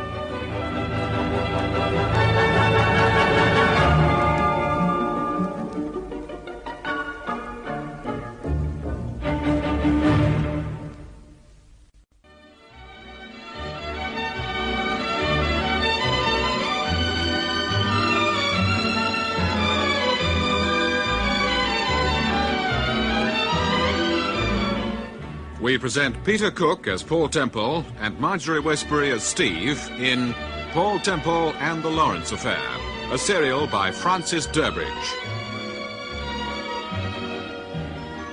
Paul Temple and the Lawrence Affair, the final episode, Return to London. Well, I went out to examine the body with Sergeant Moore and the local police doctor. What was the cause of death? Strangulation. Anyway, I followed the usual routine and searched both the cavity and the surrounding area. A few yards from the body, actually on the seawall itself, I found this, sir. What is it? Looks like a watch chain. Yes, but it isn't. It's a bracelet. How do you know it's a bracelet, Mr. Temple? Have you seen it before? Yes. I've seen it before, too. Where? De Silva wears a bracelet like that, exactly like it. De Silva? Yes. But surely... Steve's right, Sir Graham. De Silva does wear a bracelet like that. Inspector, did anyone identify this man? Yes, sir, I did. You did? Yes, sir. I identified him from your description. His name's Roger Townley. Townley? Yes, sir. You sure? Positive, sir. There's no doubt about it. And by a curious coincidence, I was talking to Mr. Temple about Townley only this morning, sir. Oh, why? Well, Steve thought she heard Mrs. De Silva mention the name last night. Tell me about it, Steve. It was just after De Silva rescued me. I was in the cabin, feeling pretty exhausted. Mrs. De Silva turned to her husband and said, Townley isn't going to like this, Ernest. And what did he say? He said, it's a matter of complete indifference to me what your friend Townley likes. I see. Steve, do you think that Julie De Silva was referring to the fact that her husband had rescued you? Well, that's what struck me at the time, but it seems such an odd thing to say. Not so very odd. That was no accident last night. It was a deliberate attempt to get rid of us. And you think that Mrs. De Silva knew that? Not only that, but I think she was extremely angry with her husband for interfering. But it couldn't have been Mrs. De Silva in the speedboat. No, I'm not suggesting that she attempted to murder us. I simply said that she knew about it. If you want my opinion, it was Townley who drove the speedboat. But why? Because the poor fool was under a misapprehension. That's why. Oh, I don't follow you. Well, why did we come to Downburgh, Steve? In the first place, I mean. Because you wanted somewhere quiet to finish your book. Yes, but that's not what Townley thought. I see what you're getting at. He thought you came here to make investigations. Exactly. Mr. Temple. Yes, Inspector? What did Salty West mean when he said, tell Paul Temple there isn't a Mr. Lawrence? He meant precisely that, Inspector. Precisely that.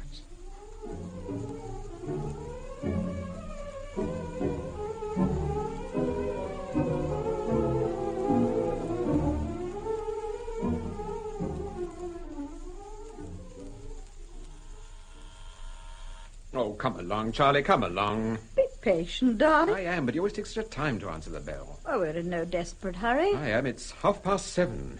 Well? I want to see that fellow Tico as soon as I possibly can. Why do you want to see Tico? Because he's got that girl Mary Chepstow under his wing. And after what's happened, I don't want to take any chances. I see. Oh, sorry, Mr. Temple. I was in the bath. Evening, Mrs. T. Hello, Charlie. Oh, don't say Mrs. T. No, Mr. T. I mean, no, sir. And take this suitcase. Yes, sir? No, the heavy one. Oh, sorry, sir. Any messages? Letters? No, sir. Nothing? Well, several bills, sir. Yes, I know that. Oh, Mr. Haley rang up, sir. Ah, what did he say? Well, he said he'd got your telegram, sir, and, Yes? And the answer was, like a fish. Like a fish? Yes, sir. Thank you, Charlie. Not at all, sir. Who's this Mr. Haley? Oh, just someone I know. It wouldn't be Reg Haley, the artist. Yes, that's right. But you hardly know him. He was born in 1926 and he went to Eton. Why did you send him a telegram? I told you. He was born in 1926 and he went to Eton. I don't care if he went to Rodine. Why did you send him a telegram? Never mind. Come on, dear. Let's go upstairs and play.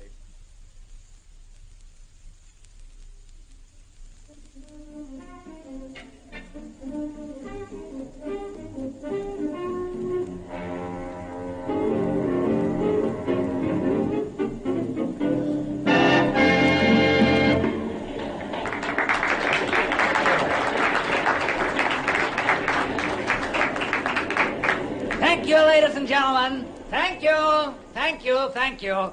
You've been dancing to the Johnny Tico Orchestra, conducted by the maestro himself. This is Johnny Tico saying au revoir, but not goodbye.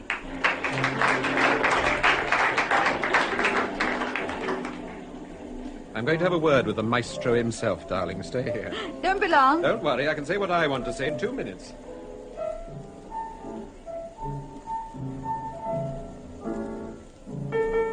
Mr. Tico, can I make a request? Well, sure, that's over here for you. Don't have to... Temple, what do you want? I want to talk to you, Tico. You've got a dressing room? Sure, I've got a dressing room. Let's use it. Look, I'm working. This is business hours. I'm on again in 10 minutes. What I've got to say won't take more than 2. Okay. Follow me.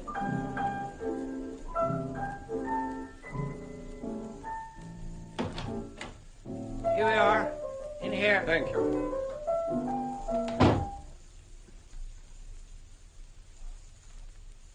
Well, what is it, Mr. Snooper? Tico, when you were in Downburgh, you met a girl called Mary Chepstow. You brought her back with you. Well? Why? Why what? Why did you bring her back with you? What business is it of yours? I'm asking you a question, Tico. I want the answer. Mary Chepstow sings. She's got a good voice. I'm always on the lookout for girls with good voices. Is she here tonight? She will be later. How much later? I told her to be here at 10 o'clock. Where is she now? How should I know? I'm not her guardian. You're responsible for her. What do you mean? Tico, listen. Mary Chepstow was engaged to a boy called Andy Cross who committed suicide. Well? The general impression was that he did so because he'd had a row with his fiancée. That's not what I think. It's not what Mary Chepstow thinks either. So what? You brought Mary Chepstow to London because you wanted to keep an eye on her. You wanted to make sure she wouldn't talk. Well, that's not true. She's a singer, a first-class singer. I hope so. What do you mean, you hope so? I'm holding you responsible for that girl. Scotland Yard knows that you brought her here. If anything happens to her, Tico, I shouldn't like to be in your shoes. Nothing's going to happen to her. I'm delighted to hear it. Now, if you've no objection, I'd like to get back to the dance floor. I've no objection. No. After you.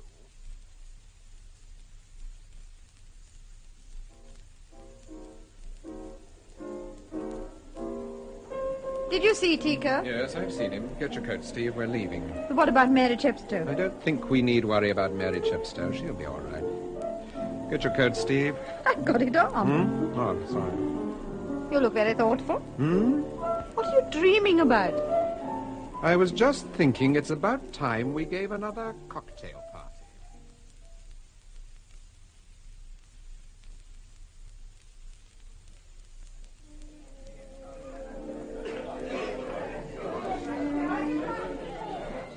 Excuse me, has anyone left a message for me? My name's Dexter, Brian Dexter. Are you staying in the hotel, Mr. Dexter? No, I was asked to meet a friend here at 8 o'clock, but, well, she hasn't turned up. Well, I'm afraid there's no message for you, sir. Hello, Mr. Dexter. Oh. Good evening, Mrs. Temple. You look rather worried. I'm rather annoyed. I was supposed to meet someone at 8 o'clock, and they just haven't shown up. It wouldn't be Mrs. De Silva by any chance? Why, yes. She's upstairs with my husband. We're giving a cocktail party. Oh? Come along, Mr. Dexter, come along.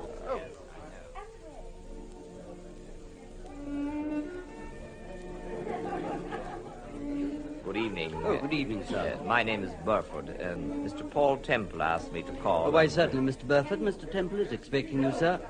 Room 13 on the first floor. Oh, thank you. Thank you very much. Thank you, sir.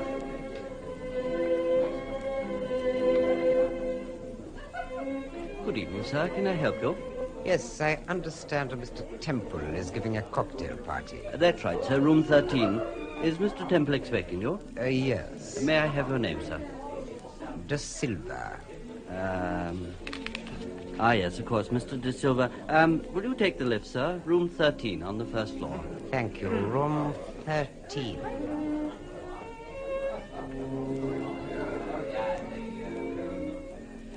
Is she in the cocktail bar? No. Have you looked in the dining room? Yes. Well, have you looked in She's the... not in there either. Well, what the heck is she playing at? Telegram said 8 o'clock. So what? It's now 20 to 9. Surely to goodness she... What is it, Johnny? Just look who's here. Hello, Mrs. Tico. This is a pleasant surprise. What are you doing here? Well, I might say the same, Mr. Tico. What are you doing here? We arranged to have dinner with a friend of ours, but unfortunately... Not Mrs. De Silva. Now, don't tell me it's Mrs. De Silva. Well, actually, But she's upstairs with my husband. She's been here for hours. Upstairs with your husband? Yes. We're giving a cocktail party. A lovely party, Mr. Tico. Come along. We'd be delighted to have you join us. Now, wait a minute. We didn't come here to go to any cocktail party. You didn't? No. What did you come for? I've told you, to see Mrs. De Silva. But I've told you, Mr. Tico, she's upstairs with my husband. Come along, don't spoil the party. Oh dear, I've just thought, I do hope you're not superstitious. Why? The party's in room 13.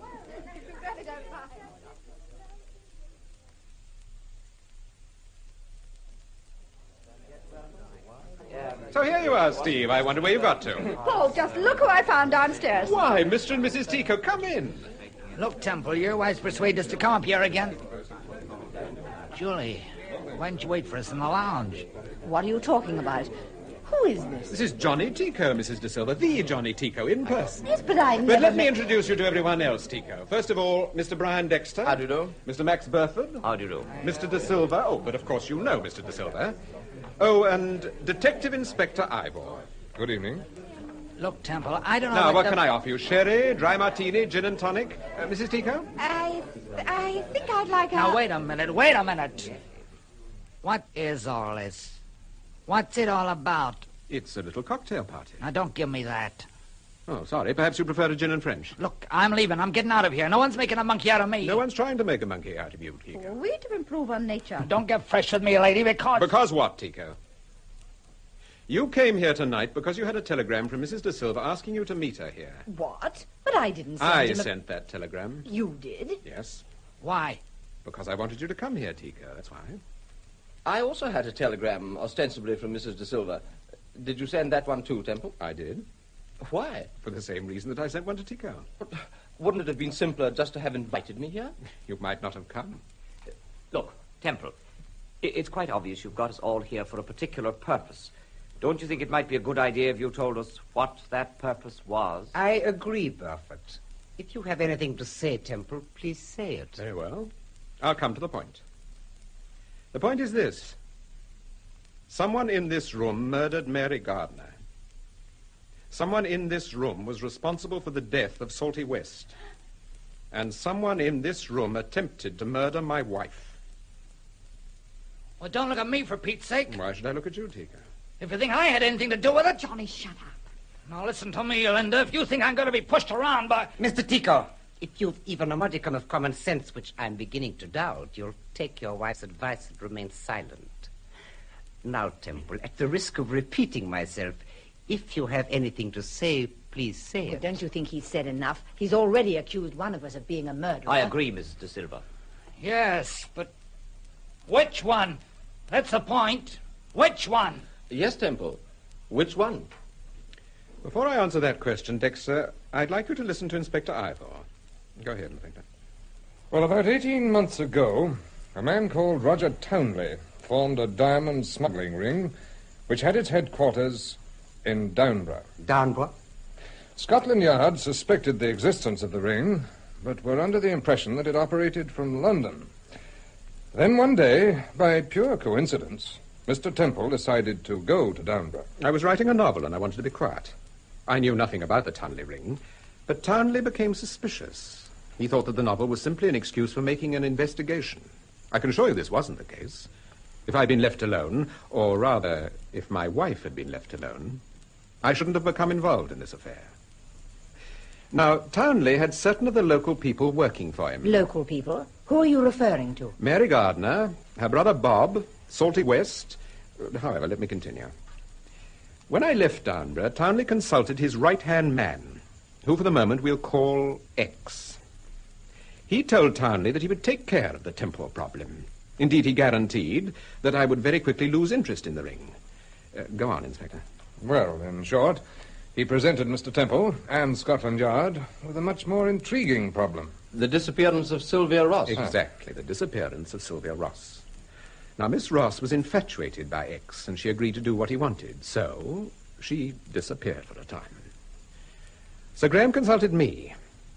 And now here is the interesting point, and I give our friend X full marks for it. What was that? Well, he knew exactly the sort of thing that always intrigues Mr. Temple in his previous cases. In short, he invented a mysterious name and a mysterious address. Mr. Clive Lawrence, Hotel Steinbock, Zermatt. But that was on the note that Miss Ross gave to Johnny. No, Mrs. Tico. But The note was simply a request for a dance tune. You were following your instructions from X when you told me about the name Lawrence. I don't know X was determined that I should become more interested in the mysterious Mr. Lawrence than in the activities of the Townley gang. What good would that do? Well, he was probably hoping Mr. Temple would take a trip to Switzerland. Exactly, Inspector. But X overlooked one important point, that there was a member of the gang who hated him, Mary Gardner. Why she hated X so vehemently, it's difficult to say. Well, she probably blamed him for the death of her brother. Probably. Anyhow, Mary Gardner knew that X was throwing me off the scent by introducing a fictitious Mr. Lawrence. So, out of spite, she produced a letter which was supposed to have been written by her brother Bob. The letter also mentioned Lawrence and apparently tied him up with the Downburgh affair. So, naturally, Mr. Temple became interested in the Downburgh affair. Which was precisely what Mary Gardner intended. But look here, if Mary Gardner was a member of the ring, why should she throw suspicion Mary on... was upset because of what had happened to her brother. Also, she was afraid that sooner or later X would take over from Townley. I see. Temple, a few moments ago you said that the person who murdered Mary Gardner was here, in this room. That's true, De Silva. In other words, you mean X. In other words, I mean X. Then why don't you come out into the open and tell us who this person really is? Paul, look out! Stand back. Get away from that door. Dexter, don't be a fool. Put that revolver down. I'm warning you. Get away from that door. Now, Dexter, listen. You'll never get out of here, even if you get through that door. There are 3 men in the corridor and a man in every entrance. You know perfectly well that you haven't the remotest... He's going for the window. Stop him, Burford! Get out! Dexter, don't be a fool, you! Stop him. He deliberately threw himself through the window. Downstairs, Inspector, quickly, downstairs!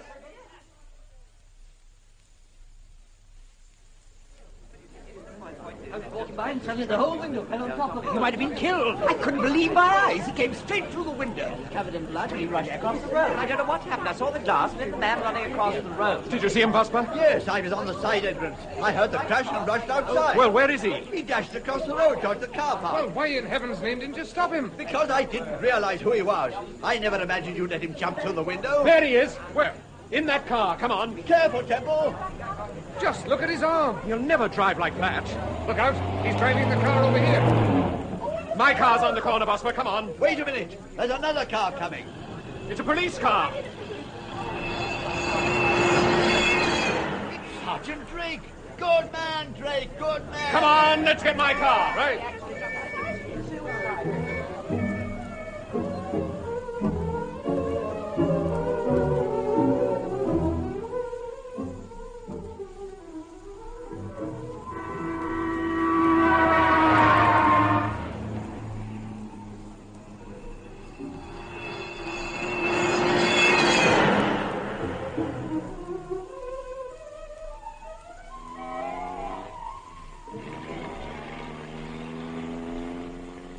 Looks as if he's heading for the embankment. If we turn down Belton Street, we may cut him off. Or lose him. We'll have to take that chance. Drake's still on his tail. If he gets over the other side of the river, we've had it. Hold tight, I'm going round here. Right. Left at the bottom, Temple. No left. I know what I'm doing, Inspector. You're right. We're on the embankment. I'm sorry, I You've thought... done it. You've done it. There he is. You've cut him off.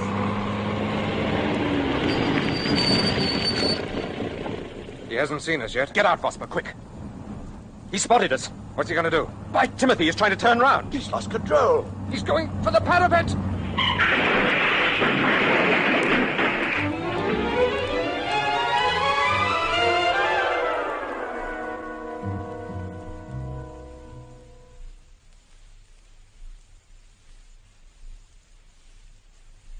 Another brandy, Sir Graham? No, thank you, Temple. Oh, just a little. No, really. Oh, well. Whoa, steady. Shall we have another log on the fire, Paul? Yes, all right. You know, Sir Graham, there are still 1 or 2 things I don't understand about this business. By Timothy, here we go. I warned you, Sir Graham. Go ahead, Steve. Fire away, my dear. Well, what about Salty West? What about him? Well, was he really a member of the Ring? Yes, of course he was. Townley realized that he couldn't form the Ring without the help of some of the local people. Mm-hmm. So, after making discreet inquiries, he enlisted the help of the Gardners, Salty West, and young Andy Cross. Yes. Cross, poor chap, became conscience-stricken and finished up by committing suicide. Yes. However, Salty didn't become conscience-stricken. On the contrary, he became rather full of himself.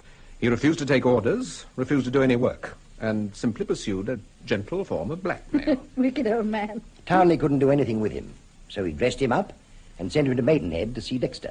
Then Barker... Ah, yes. Now, he was De Silva's chauffeur. That's right. He was a member of the Ring.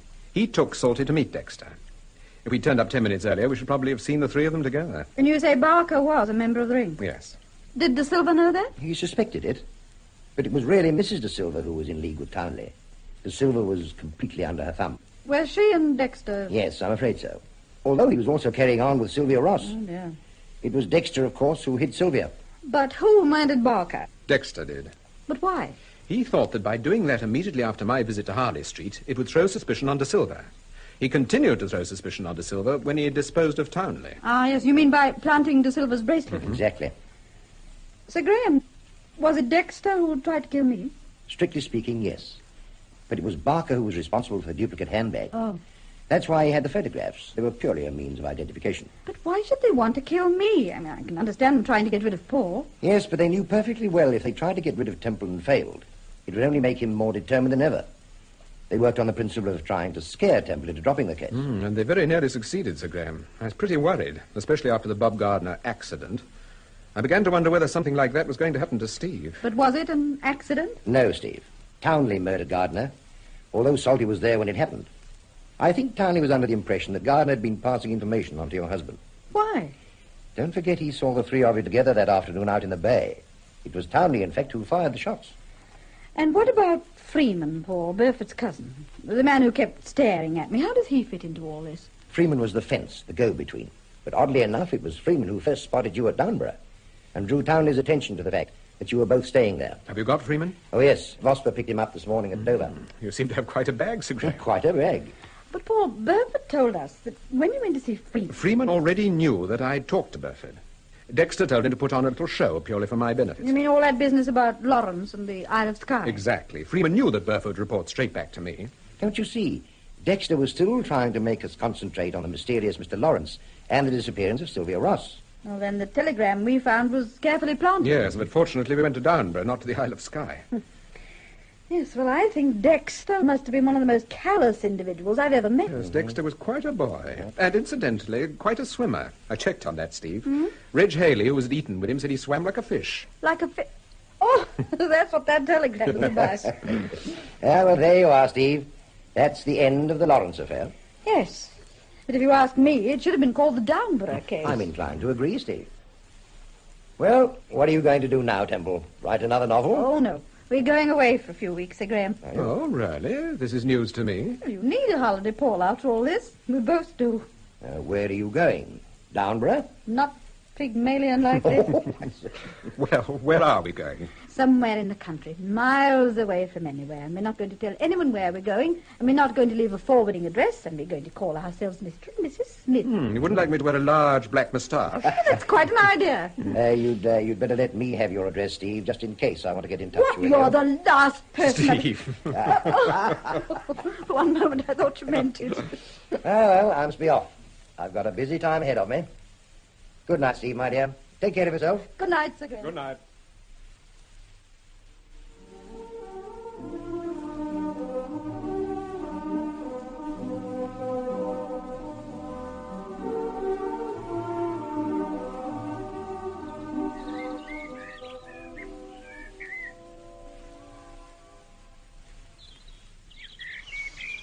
Isn't this heavenly? Heavenly. It's so peaceful. Yes, I'll bet those birds sing all night. Aren't you glad we came here, darling? Steve, how long are we staying down here? Well, I booked for 3 weeks. 3 weeks? But you can stay longer if you want to. Oh, no. I think 3 weeks should be quite long enough. Come on, I raced you back to the hotel. What? And whip up an appetite? Don't be silly, dear.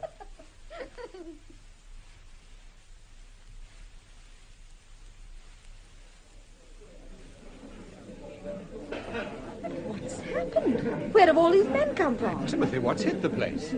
Paul, look. It's Sir Graham. Why, hello. What are you doing here? We're staying here. It's the International Police Convention. What? We're here for 3 weeks, Steve. Really, Sir Graham, how very interesting. Yes, meetings, conferences, lectures. Practically the whole of Scotland Yard should be down here by tomorrow morning. Can I get you anything, sir? Yes, rather. Steve. Brandy. What? Brandy.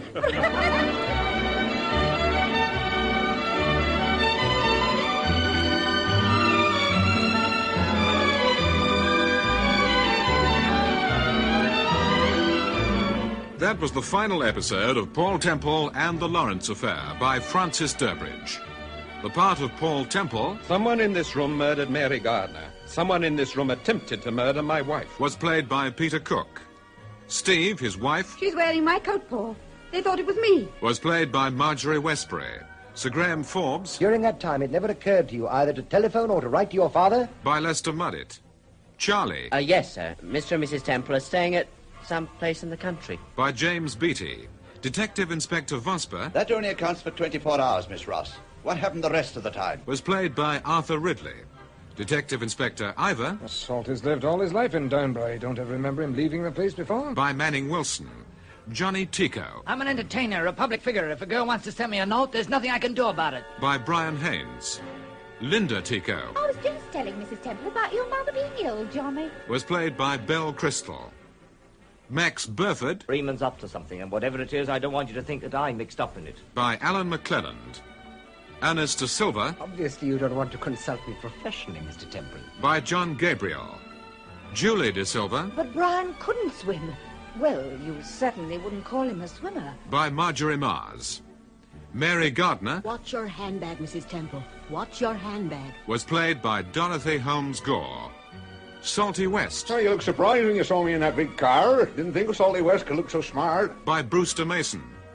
And Brian Dexter. I'm sorry if I lost my temper, but it's infuriating to keep answering the same questions over and over again. Was played by Simon Lack. Production was by Martin C. Webster.